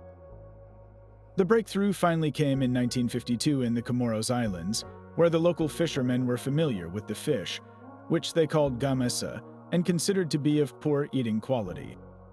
This revealed the coelacanth's true home, deep, cold-water volcanic caves hundreds of feet below the surface. Since then, a second species has even been discovered off the coast of Indonesia in 1997, proving the fish is more widespread than anyone dreamed. The legacy of the coelacanth is a permanent lesson in scientific humility. It stands as a powerful rebuttal to the idea that we have fully catalogued the natural world. Its existence fuels the tantalizing possibility that other prehistoric, Lazarus taxa, creatures believed to be long extinct, might still be lurking in the ocean's abyssal plains or within the planet's few remaining uncharted wildernesses. It reminds us that the history of life is not a simple, linear progression neatly captured in rock, but a complex, messy, and ongoing story, with survivors from ancient worlds still swimming in the shadows, waiting for a curious mind to find them. Yet after centuries of legend and literary portrayal, the physical truth about one of history's most notorious kings remained tantalizingly out of reach. For over 500 years, the final resting place of King Richard III of England was one of history's great cold cases. Vilified by Shakespeare as a deformed, murderous usurper who killed his own nephews in the Tower of London, his reputation was sealed by the Tudor propaganda that followed his death on the battlefield in 1485. The actual man, and the physical evidence of his life and reign, had been lost to time. The medieval Greyfriars Church, where he was reportedly buried, was demolished during Henry VIII's dissolution of the monasteries, and its precise location was gradually forgotten under centuries of urban development in the city of Leicester. The king's body, it was long assumed, had been thrown into the River Soar after the monastery's destruction, lost forever. That all changed in 2012, when a most improbable archaeological project decided to look for a king under a parking lot. The search was the brainchild of the Philippa Langley, a member of the Richard III Society, and was a long shot in the extreme. Using a combination of historical maps and a ground-penetrating radar survey of a city council parking lot, they identified a likely spot to dig. The University of Leicester Archaeological Services, led by Richard Buckley, agreed to undertake the 2-week excavation. On the very first day, they uncovered the legs of a human skeleton. Then, as they carefully brushed away the soil, 2 extraordinary details emerged. The skeleton had a severe curvature of the spine, a condition known as scoliosis, which would have made one shoulder higher than the other, a clear echo of Shakespeare's descriptions of the king as a bunchback toad. Even more tellingly, the skull showed clear, massive traumatic injuries, including a gaping wound at the base that had likely been caused by a halberd, a fearsome polearm. The head also showed a smaller penetrating injury from a bladed weapon, and there was even a barbed metal arrowhead lodged between the vertebrae of the upper back. This was not just any medieval burial, this was someone who had died in extreme, violent combat. The battle wounds alone were powerfully suggestive, but the evidence continued to mount. Radiocarbon dating of the bones placed the individual's death between 1455 and 1540, a range that perfectly encompasses 1485, the year of the Battle of Bosworth Field. The individual was male. In his late 20s to early 30s, Richard was 32 when he died. The spine scoliosis was not the hunchback of legend, but a right-sided curvature that would have been visible when he was clothed, causing his right shoulder to be higher than his left.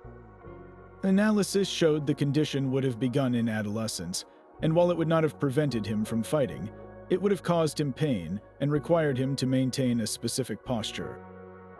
This was a real, physical man with a real disability, not a theatrical monster. Furthermore, the body had been buried in a hastily dug, too-short grave in the choir area of the church, a place of high honor that aligned with historical accounts of his interment at Greyfriars. The pieces of the puzzle were fitting together with astonishing precision. The final, irrefutable piece of evidence came from the world of modern genetics. The team managed to extract a tiny amount of DNA from the teeth of the skeleton. The challenge then was to find a living descendant with whom to compare it. Through a painstaking genealogical search, they found two: a Canadian carpenter named Michael Ibsen, and a second person who wished to remain anonymous. The geneticists compared the mitochondrial DNA, which is passed down unchanged from mother to child, from the skeleton with a sample from Michael Ibsen. The result was a perfect match. The man in the car park was, without any reasonable doubt, King Richard III. It was a landmark moment, the first time a historical figure of such antiquity had been conclusively identified through DNA evidence. The discovery did more than just solve a centuries-old mystery. It revolutionized the practice of history itself. It showcased the power of a truly multidisciplinary approach, where traditional archival research, archaeology, osteology, forensic pathology, and cutting-edge genetic science were woven together to answer a single, compelling question. This collaborative model has since become a blueprint for historical investigation, proving that the gaps in our written records can be filled by tangible, scientific evidence. For historians, the physical remains provided a crucial, unbiased counterpoint to the politically motivated Tudor narratives that have shaped Richard's reputation for half a millennium. The wounds tell a story of a warrior king who fought brutally and died brutally, his body subjected to humiliating post-mortem injuries that corroborate accounts of his corpse being stripped and paraded. The scoliosis provides a humanizing context, suggesting a man who overcame a significant physical challenge to lead an army into battle. The identification of Richard III's skeleton also ignited a fierce and very modern debate about the ethics of digging up the dead, the ownership of history, and the proper resting place for a king. After a lengthy legal process and a magnificent ceremonial reburial in Leicester Cathedral in 2015, the king was finally laid to rest with dignity.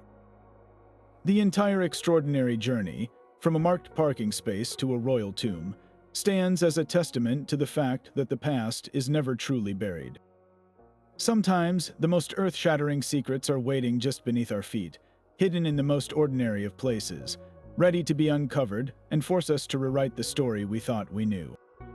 But if the discovery of a king's bones rewrote a personal history, our next find reveals an entire society's story, told not through a skeleton, but through a chest of buried treasure. It begins not with archaeologists, but with a retired gardener and his metal detector. Eric Laws was a methodical man, and on a November afternoon in 1992, he was in a field near the village of Hoxney in Suffolk, England, trying to help a farmer find a lost hammer. His machine chirped almost immediately, signaling something metallic below. Expecting to find the tool, he dug down a few inches and instead struck something solid. He pulled out not a hammer, but a tarnished silver spoon. Puzzled, he dug a little more, and then a little more, until he realized he had uncovered a decaying wooden chest, and it was overflowing with gold and silver. He immediately stopped digging and called the authorities. He had, quite accidentally, found the largest hoard of late Roman gold and silver ever discovered in Britain. What emerged from that Suffolk field was a collection of staggering opulence and historical importance. Archaeologists from the Suffolk Archaeological Unit carefully excavated the site, unearthing a total of 14,865 gold and silver coins, along with dozens of exquisite pieces of jewelry and elaborate tableware. The treasure had been buried in a large, oak chest, which had long since rotted away, and within that chest were smaller, beautifully crafted silver caskets and ivory-inlaid wooden boxes that held the most precious items. Everything was meticulously packed. The larger hollowware items were used as containers for the smaller objects, and even the spoons were carefully stacked in sets of 10. This wasn't a hasty stash, it was a deliberate, organized burial of immense wealth. The craftsmanship of the objects is breathtaking. There are 29 pieces of magnificent gold jewelry, including a body chain of intricate pierced gold work, several necklaces, and numerous finger rings set with precious gemstones like amethyst and niello.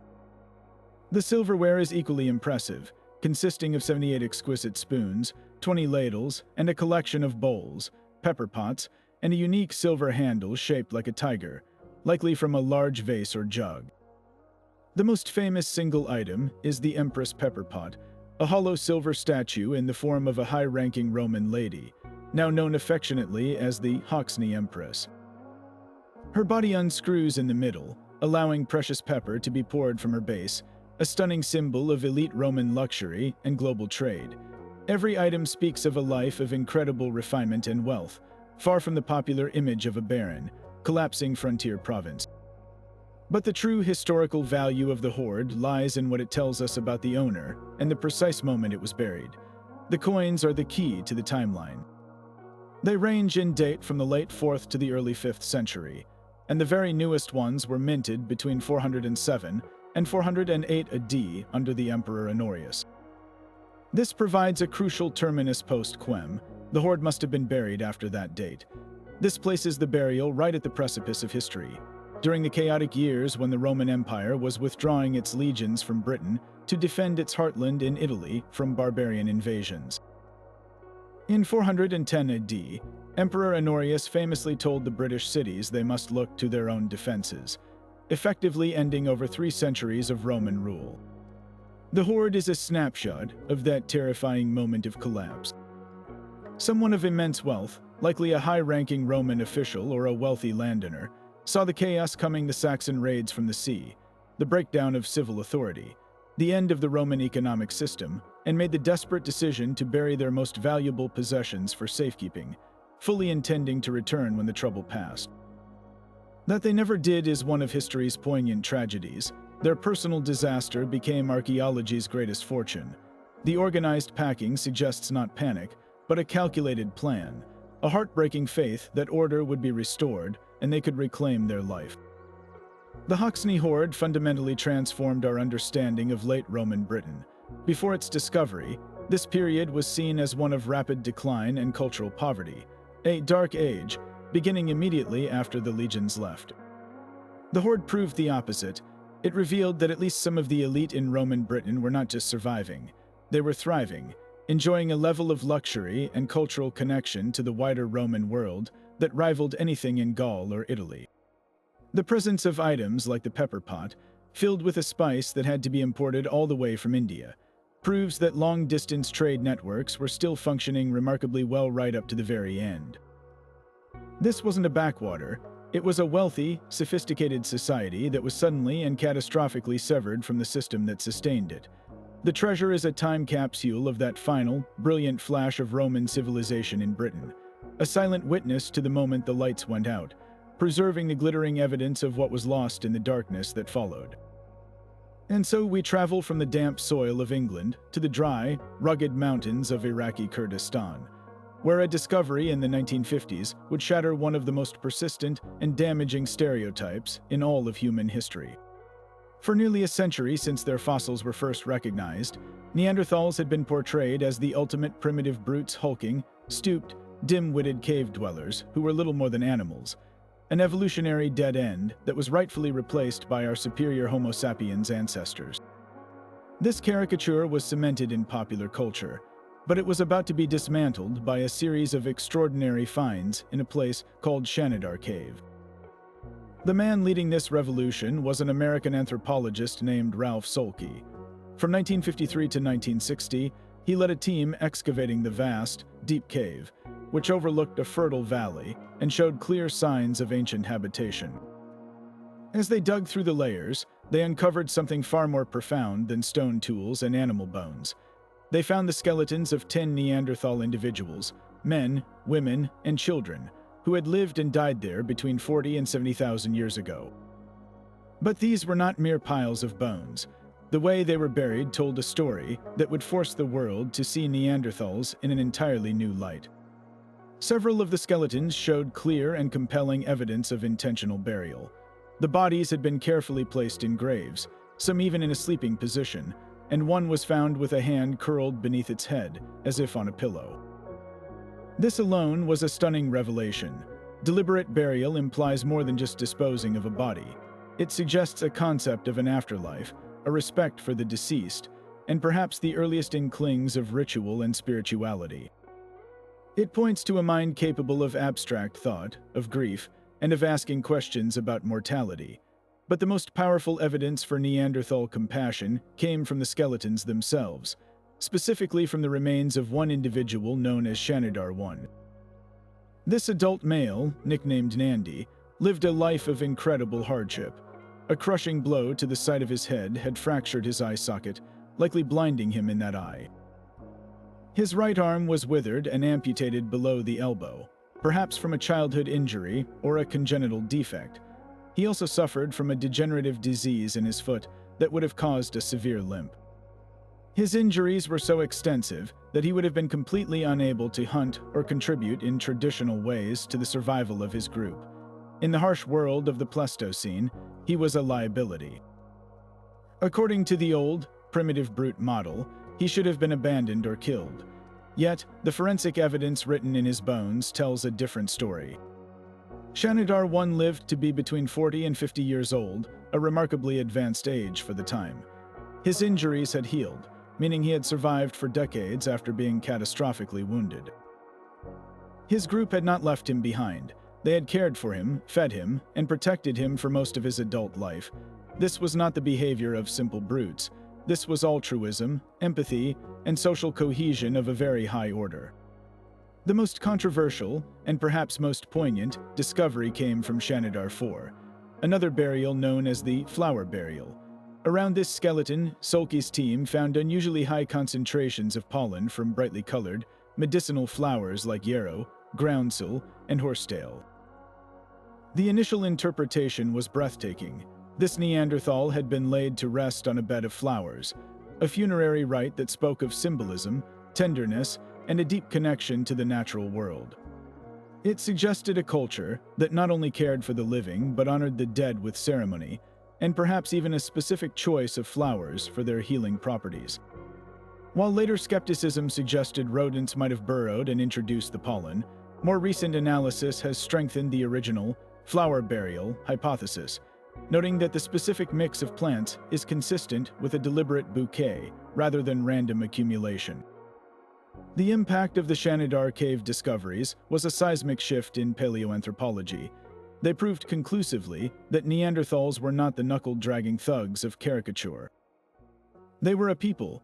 They cared for their sick and injured, they practiced rituals for their dead, and they possessed a complex emotional and social life. This new image forced scientists to completely reconsider Neanderthal cognitive capabilities and their place in our evolutionary family tree. We now know from subsequent genetic studies that their legacy is not extinct. It lives on in us. Most people of non-African descent carry between 1 and 4% Neanderthal DNA, the result of interbreeding between our species tens of thousands of years ago. The brutish caveman was, in fact, our cousin, our companion, and in many ways our ancestor.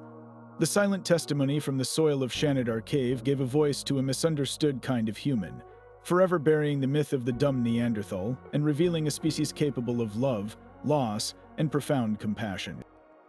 Yet while the intricate gears of the Antikythera Mechanism were the ship's most revolutionary secret, they were far from its only treasure.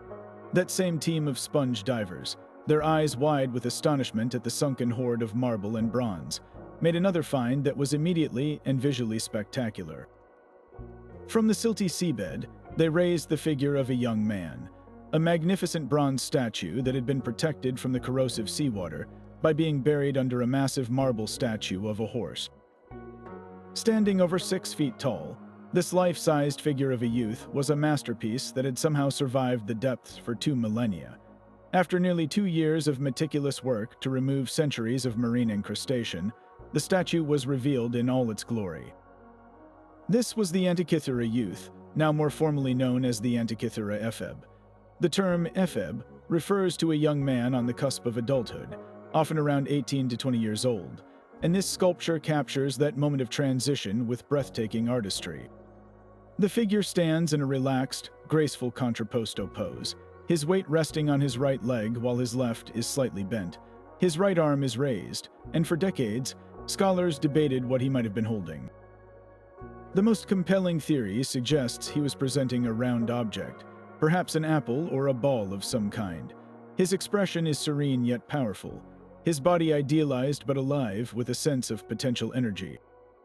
The quality of the work is extraordinary, from the finely detailed curls of his hair to the realistic rendering of his musculature and the subtle, almost lifelike texture of his skin. This was no ordinary statue. It was the work of a supreme master, likely from the great artistic school of Polykleitos or one of his followers, dating to around 340 BC. The significance of the epheb's discovery extends far beyond its undeniable beauty. For art historians, it provided a rare and priceless benchmark. Large-scale bronze statues from classical Greece are incredibly rare. The valuable metal was almost always melted down and recycled over the centuries, often for weapons or coinage. The few that survive, like the Rhais bronzes or the Zeus of Artemision, are usually finds from the sea, where they were lost and thus saved from being repurposed. The Antikythera epheb joined this exclusive group, offering a perfectly preserved example of 4th century BC Greek bronze casting techniques. Analysis of the statue revealed the sophisticated lost wax method used to create it, a process where a clay model is covered in wax, then encased in another layer of clay. When heated, the wax melts away and is replaced by molten metal poured into the resulting cavity. The statue was cast in multiple sections: head, arms, torso, legs, which were then expertly joined together, a testament to the advanced technical skill of ancient foundries. Perhaps the most profound revelation was what the epheb told us about the ancient art market. This was not a statue commissioned for a public temple or a civic monument in a Greek city.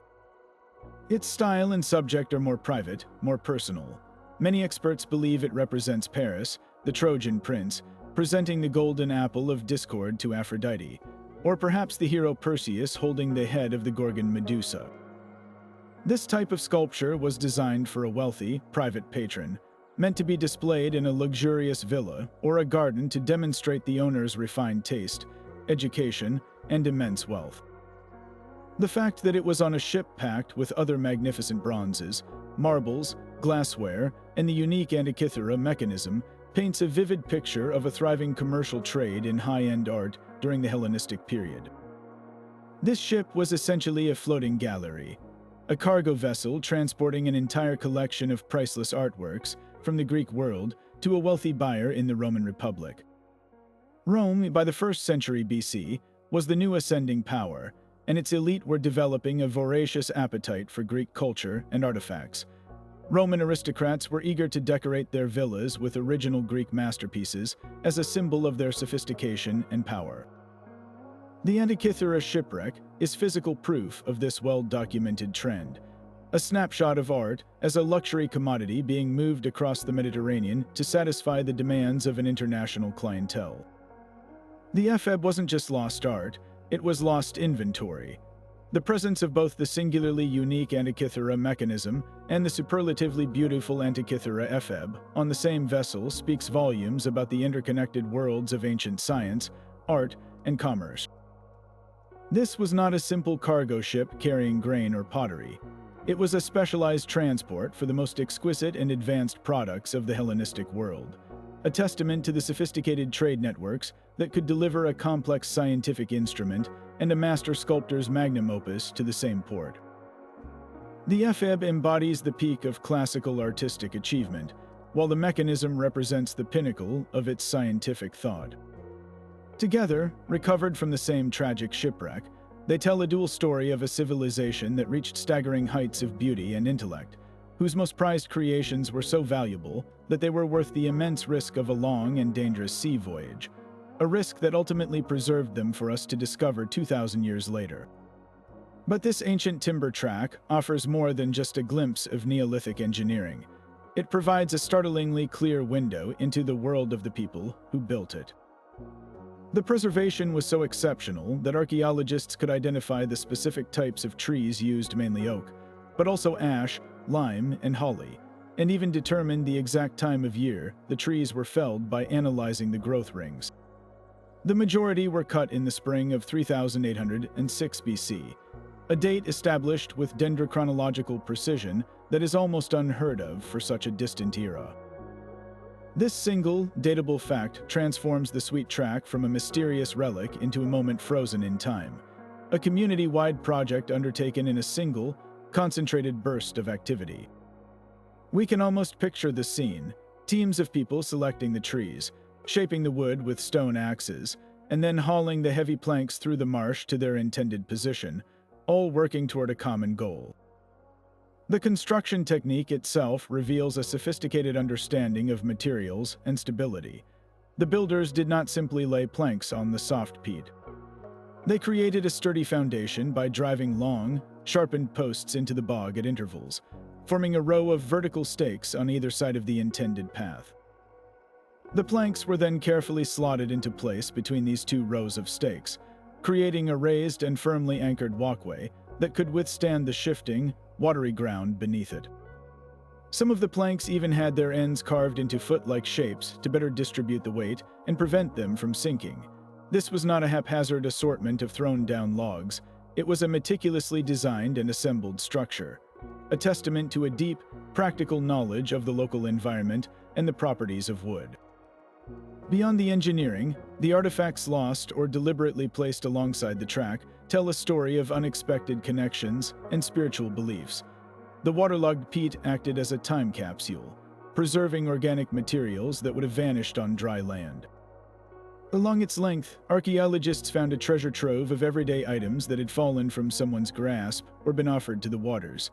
A complete pottery bowl, a pristine flint arrowhead, a child's toy tomahawk, and even a handful of hazelnuts. Most intriguingly, they discovered a delicate, unused jaded axe head, placed carefully beside the track. Scientific analysis revealed this beautiful green stone did not come from Britain. It originated in the high Alps of northern Italy. This single object dramatically expands the horizons of Neolithic Britain. It suggests that these seemingly isolated marsh communities were part of vast, continent-spanning trade networks, exchanging high-status goods over hundreds of miles. The axe was likely too valuable and fragile for practical use. It may have been a ritual offering, a gift to the spirits of the marsh to ensure the safety of those who traveled the path. The Sweet Track's true legacy is the way it fundamentally rewrote our understanding of Neolithic society. Before its discovery, the popular image of this period was one of small, scattered, and largely isolated groups of farmers struggling to survive. The track proved the opposite. Its construction required a remarkable degree of social organization, communal labor, and long-term planning. Someone had to design it, direct the teams of workers, and coordinate the procurement of resources. This implies a social structure with leadership, shared purpose, and the ability to execute large-scale projects for the common good. It reveals a society that was not just surviving, but actively reshaping its landscape to improve communication and trade between communities. The Sweet Track stands as a permanent monument to Neolithic ingenuity, a stunningly preserved secret from the depths of a peat bog that proves our ancient ancestors were not primitive wanderers, but sophisticated builders with a connected and complex world of their own. But from the carefully laid planks of the Sweet Track, a path built for community and connection, we now journey to a deep, dark cave that reveals a far more chilling and intimate aspect of prehistoric life, one that forced us to confront a practice that profoundly challenges our very definition of humanity. Nestled within the famous Cheddar Gorge in Somerset, England, Go's Cave is a spectacular natural cavern that was first explored extensively in the late 19th century.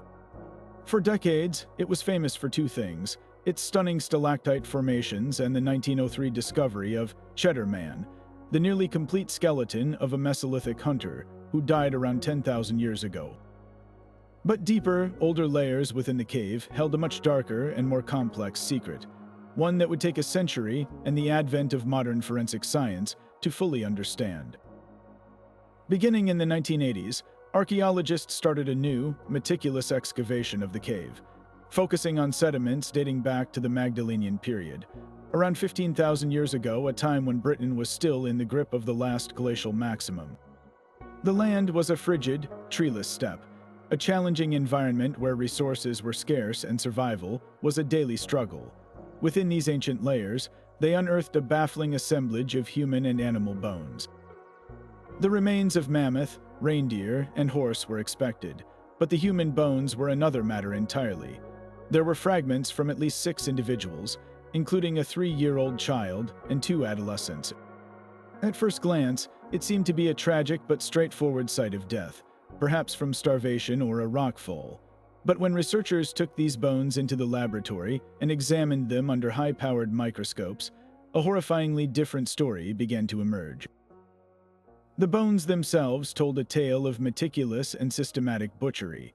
The surfaces were covered in a precise geometric web of cut marks. These were not the random scratches of animal scavengers or the damage of rock slides. These were the unmistakable signatures of stone tools, and their placement was methodical and specific. Incisions along the mandibles showed where tongues had been removed. Delicate scoring around the orbits of the eye sockets indicated the careful work of removing eyeballs. The long bones of the arms and legs had been shattered in a very particular way, consistent with the extraction of nutritious marrow. Most chilling of all, many of the bones, particularly the smaller phalanges from fingers and toes, bore fine, parallel striations that could only have been made by human teeth. This was not violence born of conflict, this was consumption. The people whose remains were found in Go's cave had been eaten.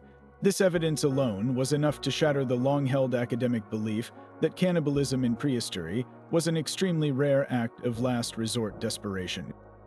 But the most powerful and iconic evidence was yet to come.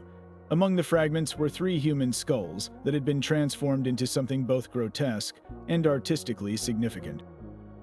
These were not just broken craniums, they had been carefully and skillfully worked into what archaeologists call skull cups or coops cranions.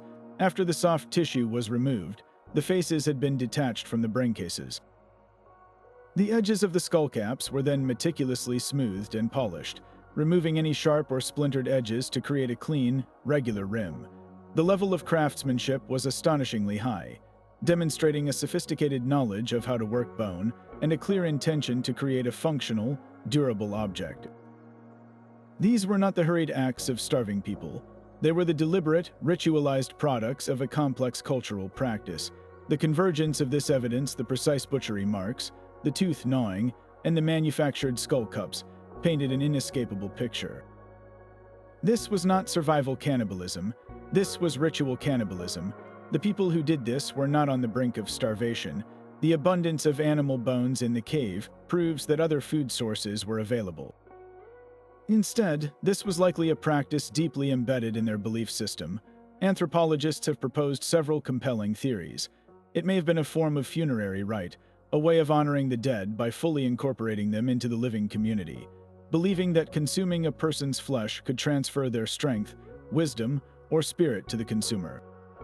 Alternatively, it could have been an act of intergroup violence and terror, a way of utterly desecrating and dehumanizing an enemy.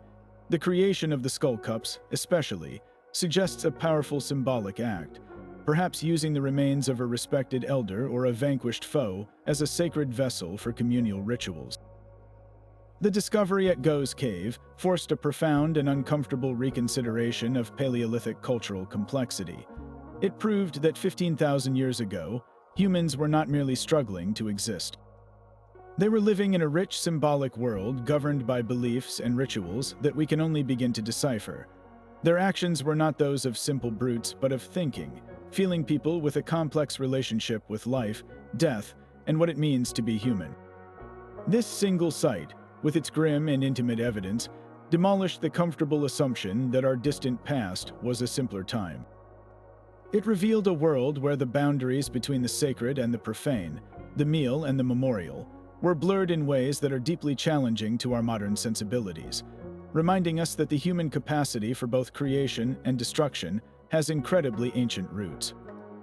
Yet, while the discoveries at Go's cave revealed a complex spiritual world centered on the human body, our next artifact points to the heavens, proving that ancient Europeans were also master astronomers. The story begins not with archaeologists, but with looters.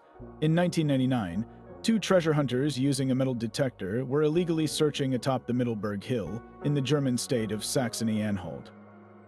Their device chirped, AND Chinese letter down to find a breathtaking Bronze Age hoard, 2 finely decorated swords, 2 axes, a chisel, and several spiral arm rings. But nestled among these glittering bronze treasures was a bizarre object that they didn't understand, a heavy, blue-green disc of bronze, about the size of a large pizza, inlaid with strange golden symbols. They had unearthed the Nebra sky disc, and in doing so, They had stumbled upon the oldest known concrete depiction of the cosmos anywhere in the world. The looters, of course, had no idea what they had found. They damaged the disc with their spade and tried to sell the entire hoard on the black market. For over 2 years, the collection passed through the hands of illicit dealers, its priceless cultural value ignored in the pursuit of profit. Fortunately, in 2002, a sting operation by Swiss police and German archaeologists recovered the hoard and arrested the individuals involved. The authenticity of the disc was initially met with skepticism. Its sophistication seemed too advanced for its time, but rigorous scientific analysis confirmed it was genuine. The corrosion products on its surface were consistent with millennia of burial in that specific location, and traces of the original oak wood from the burial container were still attached, allowing for precise dendrochronological dating. The disc, along with its accompanying weapons, was buried around 1600 BC, in the heart of the European Bronze Age. This date was a shock to the academic world, pushing back the timeline of complex astronomical understanding in Europe by a staggering margin. When experts finally had the chance to study the disc properly, its genius began to unfold. The bronze disc was originally a deep, nearly black color, representing the night sky. Upon this dark canvas, golden symbols were applied. A cluster of 7 dots, clearly representing the Pleiades star cluster, sits near the center. A large circular symbol and a crescent moon are also prominently featured. Most intriguingly, 2 golden arcs were added to the left and right edges later, followed by a final addition of a 3rd arc at the bottom, often interpreted as a solar barge, a mythological boat believed to carry the sun through the underworld at night. These add-ons are the key to the disc's true function. This was not a static picture, but a sophisticated, adjustable astronomical calculator. The central cluster of the Pleiades held the key. For ancient agricultural societies, the appearance and disappearance of this specific star cluster in the sky throughout the year was a crucial calendar marker, signaling the time to plant and the time to harvest. But the makers of the Nebra sky disk integrated this stellar knowledge with a precise understanding of the lunar calendar. A lunar year is about 11 days shorter than a solar year, causing the seasons to drift if only the moon is used for timekeeping. The makers of the disk realized that every 2.5 years, a full moon appears right next to the Pleiades cluster. This rare alignment provided the necessary correction to synchronize the lunar calendar with the solar year. The 2 arcs on the sides of the disk represent the precise range on the horizon where the sun rises and sets between the winter and summer solstices. By using the disk as a visual reference, a Bronze Age priest or chieftain could have determined the correct dates for religious festivals, agricultural cycles, and social gatherings with an accuracy that was previously thought impossible for that era. This single object forces a complete rewrite of the intellectual capabilities of prehistoric Northern Europe. The people of the Unedis culture, who crafted this disc, were not the simple, warlike barbarians of old imagination. They were keen observers of the natural world, brilliant mathematicians who understood complex calendrical cycles, and master metalworkers who could translate this abstract knowledge into a permanent, physical form. The gold used for the inlays was sourced from Cornwall in Britain, while the copper for the bronze came from the Austrian Alps. This proves the disc was the product of a wide-reaching, sophisticated network of trade and knowledge exchange. It is a potent symbol of a unified cosmological understanding that likely stretched across the continent, connecting sun, moon, stars, and the cycles of life on Earth into a single, harmonious system of belief. The Nebra sky disk is more than an artifact. It is the first known manual of the cosmos, a secret of the Bronze Age that reveals a profound and beautiful search for order in the vastness of the night sky. And so we arrive at the final, and in many ways the most visually spectacular, of our secret discoveries, a find so rich and so unexpected that it single-handedly redefined the very image of the warrior culture that forged early England. It was July 5th, 2009, and Terry Herbert, an amateur metal detectorist with a passion for history, was scanning a recently plowed field on a farm near the village of Hammerwich in Staffordshire. The land had no particular historical significance and had been searched many times before. Herbert was using a new, high-powered detector, and as he swept it across the soil, it began to chirp with an almost continuous, frantic signal. What happened next unfolded like a scene from a fairy tale. Just beneath the surface, Herbert's trowel began to turn up pieces of gold, one after another. He described the experience as like finding gold that had fallen from heaven, a glittering trail leading him to the most extraordinary treasure ever unearthed on British soil. In just 5 days, working alone, he recovered enough gold and garnet-clad objects to fill 244 bags. The scale was so immense that professional archaeologists from Staffordshire County Council and the Portable Antiquities Scheme were immediately called in to conduct a full excavation. What they collectively brought out of that field was the Staffordshire Hoard, over 4,600 individual fragments, amounting to almost 11 pounds of gold and 3 pounds of silver, a hoard of war gear that utterly dwarfs any other discovery from the period. This was not a collection of coins or jewelry meant for a queen. This was the regalia of war, the shattered finery of a warrior elite. The overwhelming majority of the finds are pieces of military hardware, but hardware of the most exquisite and lavish kind. There are hundreds of decorative parts from the hilts of swords and seexes the long fighting knives of the Anglo-Saxons. These include stunningly intricate pommel caps, the decorative ends of sword grips, many made of gold and inlaid with intricate patterns of cloisonné garnets that gleam like dark blood against the bright metal. There are delicate hilt collars and guard plates, all stripped from the wooden grips they once adorned. Alongside these are fragments of magnificent helmet cheek pieces, a helmet crest, and a singularly extraordinary item, a gold and garnet strip inscribed with a biblical quotation in Latin, believed to be from the Book of Numbers, which reads, "Rise up, Lord, may your enemies be dispersed, and those who hate you flee from your face."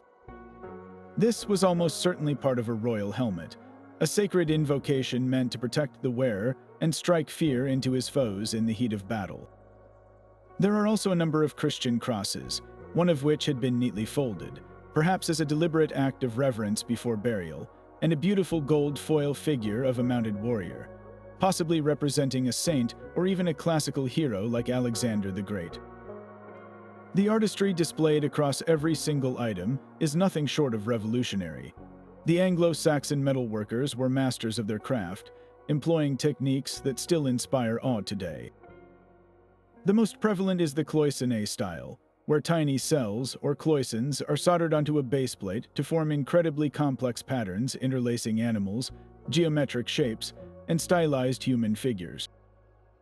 These cells were then meticulously filled with precisely cut slices of garnet, often backed with gold foil to reflect light and make the stones glow with an inner fire. The level of precision, achieved with simple tools and no magnification, is almost unbelievable. But the hoard also showcases incredible filigree work, with wires of gold finer than thread twisted and soldered to create delicate patterns, and the use of niello, a black sulfide alloy, to create dramatic contrasts in the metalwork. This was not merely decoration. This was a language of power, status, and divine favor, worn into battle to proclaim the elite status of the wearer and to invoke heavenly protection. The historical context of the hoard is a compelling mystery. It dates from the 7th century, a time of intense warfare and shifting power between the Anglo-Saxon kingdoms, most notably the rising power of Mercia under its pagan then Christian king, Penda, and his successors. The fact that almost every item is battle gear, and that it all appears to have been deliberately and violently dismantled, points to a single, compelling theory. This is not a personal treasure buried for safekeeping. This is a collection of war trophies. The prevailing hypothesis is that this represents the loot from a single, incredibly significant battle, where the victors systematically stripped the vanquished elite of their most valuable possessions, the ornate fittings from their swords and helmets. These items were not just wealth, they were symbols of authority and lineage. By taking them, the victors not only gained immense riches, but also neutered the political and military power of their rivals. The hoard was then buried, perhaps as an offering to God in thanks for the victory, or perhaps to hide it temporarily with the intention of retrieving it later, an intention that, for reasons lost to time, was never fulfilled. The impact of the Staffordshire hoard on our understanding of the so-called Dark Ages cannot be overstated. The very term implies a period of cultural poverty and decline following the fall of Rome. This discovery vaporizes that notion completely. It reveals a society of immense sophistication, wealth, and artistic brilliance. The quantity of gold alone speaks of a kingdom with extensive trade networks and the resources to equip its elite in almost unimaginable opulence. The technical skill proves that 7th century Mercia was home to master craftsmen whose work rivals anything being produced in Europe at the time. It forces us to see the world of epic poems like Beowulf not as mythological exaggeration, but as a reflection of a very real material culture, where warrior lords wielded swords worthy of kings and helmets that shone like light itself. The hoard is a tangible link to the heroic age, a secret cache of power and art that lay hidden for 13 centuries, waiting for the hum of a metal detector to finally reveal that the Dark Ages were, in fact, a time of dazzling, brilliant light. But for all the treasure and technology we've uncovered, some of history's most profound secrets are written not in gold or stone, but in the most unassuming fragments of bone. Our final discovery takes us to the remote Altai Mountains of Siberia, to a cave called Denisova. This site had been known to Soviet archaeologists since the 1970s as a place of intermittent occupation, yielding simple stone tools and animal bones. It was interesting, but not revolutionary. Then, in 2008, a team from the Russian Academy of Sciences, led by Professor Anatoly Derevienko and Dr. Michael Shunkov, was carefully sifting through a layer dated to between 50 and 30,000 years ago. In this layer, they found a tiny, seemingly insignificant piece of a finger bone. It was so small and unremarkable that it was set aside with other nondescript finds, its true nature completely unrecognized. It was given a simple, unassuming label, Denisova 11. This tiny fragment, from a young girl who died tens of thousands of years ago, would become the key that unlocked a door to a hidden chapter of the human story, revealing a species we never knew existed. The bone was sent to the Max Planck Institute for Evolutionary Anthropology in Germany, where a revolutionary geneticist named Svante Pääbo was pioneering techniques to extract ancient DNA from fossils. His team, led by Johannes Krause, managed to sequence the mitochondrial DNA from the sample. The results, published in 2010, sent a shockwave through the world of science. The DNA did not match Homo sapiens. It did not match Neanderthals. The genetic divergence was so great that it pointed to an entirely separate, previously unknown lineage of hominins. They named this new branch of the human family tree the Denisovans, after the cave that hid their secret for so long. This was a monumental achievement, the first time a new human species had been identified not from its bones, but from its genetic code. Further analysis of the nuclear DNA revealed an even more complex and astonishing story. The Denisovans were not just an obscure side branch, they were active players in the human drama. The genetic evidence showed that they had interbred with both Neanderthals and with our own ancestors, Homo sapiens. This wasn't a rare occurrence. It left a permanent mark on the DNA of modern human populations. Today, people of Melanesian, Australian Aboriginal, and Filipino descent carry significant traces of Denisovan DNA, up to 5 or 6% of their genome. This genetic legacy is far from just a historical curiosity. It provided real, tangible advantages to the modern humans who inherited it. Studies have shown that Denisovan genes likely helped modern populations adapt to high-altitude environments. The Sherpa people of Tibet, for instance, carry a Denisovan variant of a gene called EPAS1, which allows them to use oxygen more efficiently in the thin air of the Himalayas, a direct gift from this long-lost cousin. The implications of this single finger bone completely rewrote the human family tree. For a long time, the story of human evolution was portrayed as a simple, linear march from primitive ancestors to modern humans. The discovery of the Denisovans, alongside the existing knowledge of Neanderthals, proved that the past was far more crowded and complicated. Just 40 or 50,000 years ago, the Earth was not the sole dominion of Homo sapiens. It was a world of at least 4 different human species: modern humans in Africa and spreading east, Neanderthals in Europe and Western Asia, the diminutive Homo floresiensis, the hobbits on Flores Island, and the Denisovans in Asia. These groups weren't living in isolated bubbles. They were meeting, interacting, competing, and yes, interbreeding. The human story was not a solitary solo, but a complex chorus. But who were the Denisovans physically? This remains one of the great mysteries. The finger bone and a few other tiny fragments, a couple of teeth and a piece of a skull, are all we have of their physical remains. The teeth are massive, with enormous roots, unlike those of either modern humans or Neanderthals.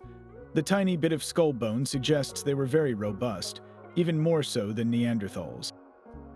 But we have no complete skeleton, no skull to give us a face for this lost cousin. Their true appearance is still hidden from us, a ghost in the genetic code. Yet, the artifacts found in the cave with their DNA tell another part of their story. They were skilled toolmakers, producing sophisticated stone blades and scrapers. They also created beautiful and symbolic personal ornaments, including a stunning green bracelet made of chloratellite, carefully polished and drilled with a high-speed tool, a level of artistry that was once thought to be the exclusive hallmark of modern humans. The discovery of the Denisovans, sparked by that one tiny bone, is arguably the most significant revolution in paleoanthropology in the last century. It demonstrated the incredible power of paleogenetics, a new scientific field that can now pull entire histories from a speck of bone. It revealed a human past that was infinitely more diverse and interconnected than we ever imagined, a world where the boundaries between species were fluid and permeable. It humbled us, showing that our own species is not a pure, isolated line but a mosaic, a hybrid that carries within it the genetic echoes of other, vanished kinds of human. The secret of Denisova Cave forces us to see ourselves not as the pinnacle of a lonely evolutionary journey, but as the sole survivors of a much richer and more complex family, a reminder that we are just one thread in the vast, entangled tapestry of human history. What a journey we have taken together. From the sands of Egypt to the icy waters of the Mediterranean, from the depths of a French cave to the cold storage of a modern lab, these 30 discoveries share a single, powerful truth. History is not a static record in a textbook. It is a living, breathing story that is constantly being unearthed, debated, and rewritten. Each of these secret findings, from the Rosetta Stone to the Denisovan finger bone, began as a crack in the foundation of our accepted narrative, a small anomaly that grew until it forced us to see our entire past in a new and startling light. These moments teach us a profound lesson in intellectual humility. For generations, experts were convinced they had the full picture, that the Anglo-Saxons were primitive, that Neanderthals were brutes, that the ancient world lacked sophisticated technology, and that human evolution was a simple, straight line. In every case, it was a single discovery, often stumbled upon by accident, that proved the consensus wrong. The Staffordshire Hoard revealed a culture of dazzling artistry. The Shanidar cave burials revealed a capacity for deep compassion.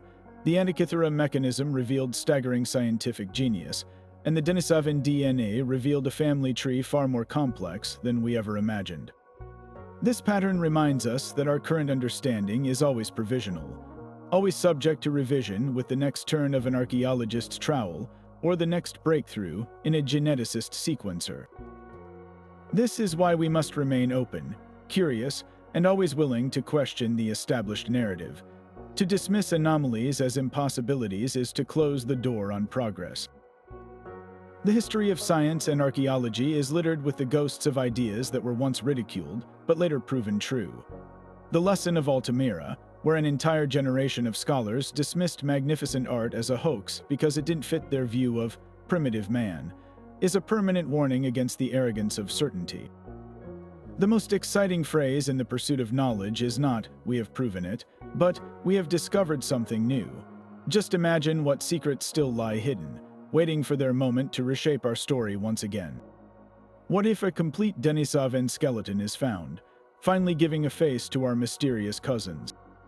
What if the lost library of Ivan the Terrible is discovered beneath Moscow, containing forgotten chronicles from the ancient world?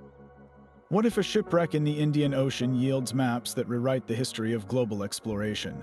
The next great discovery might be sitting in a museum basement, mislabeled and forgotten, or buried beneath a city street, or encoded in a strand of DNA we do not yet know how to read.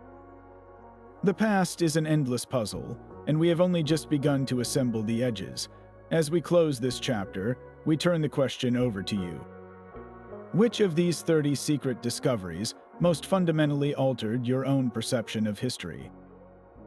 Was it the tangible proof of Pontius Pilate that grounded your biblical understanding, or the ritual cannibalism at Go's Cave that challenged your very definition of humanity?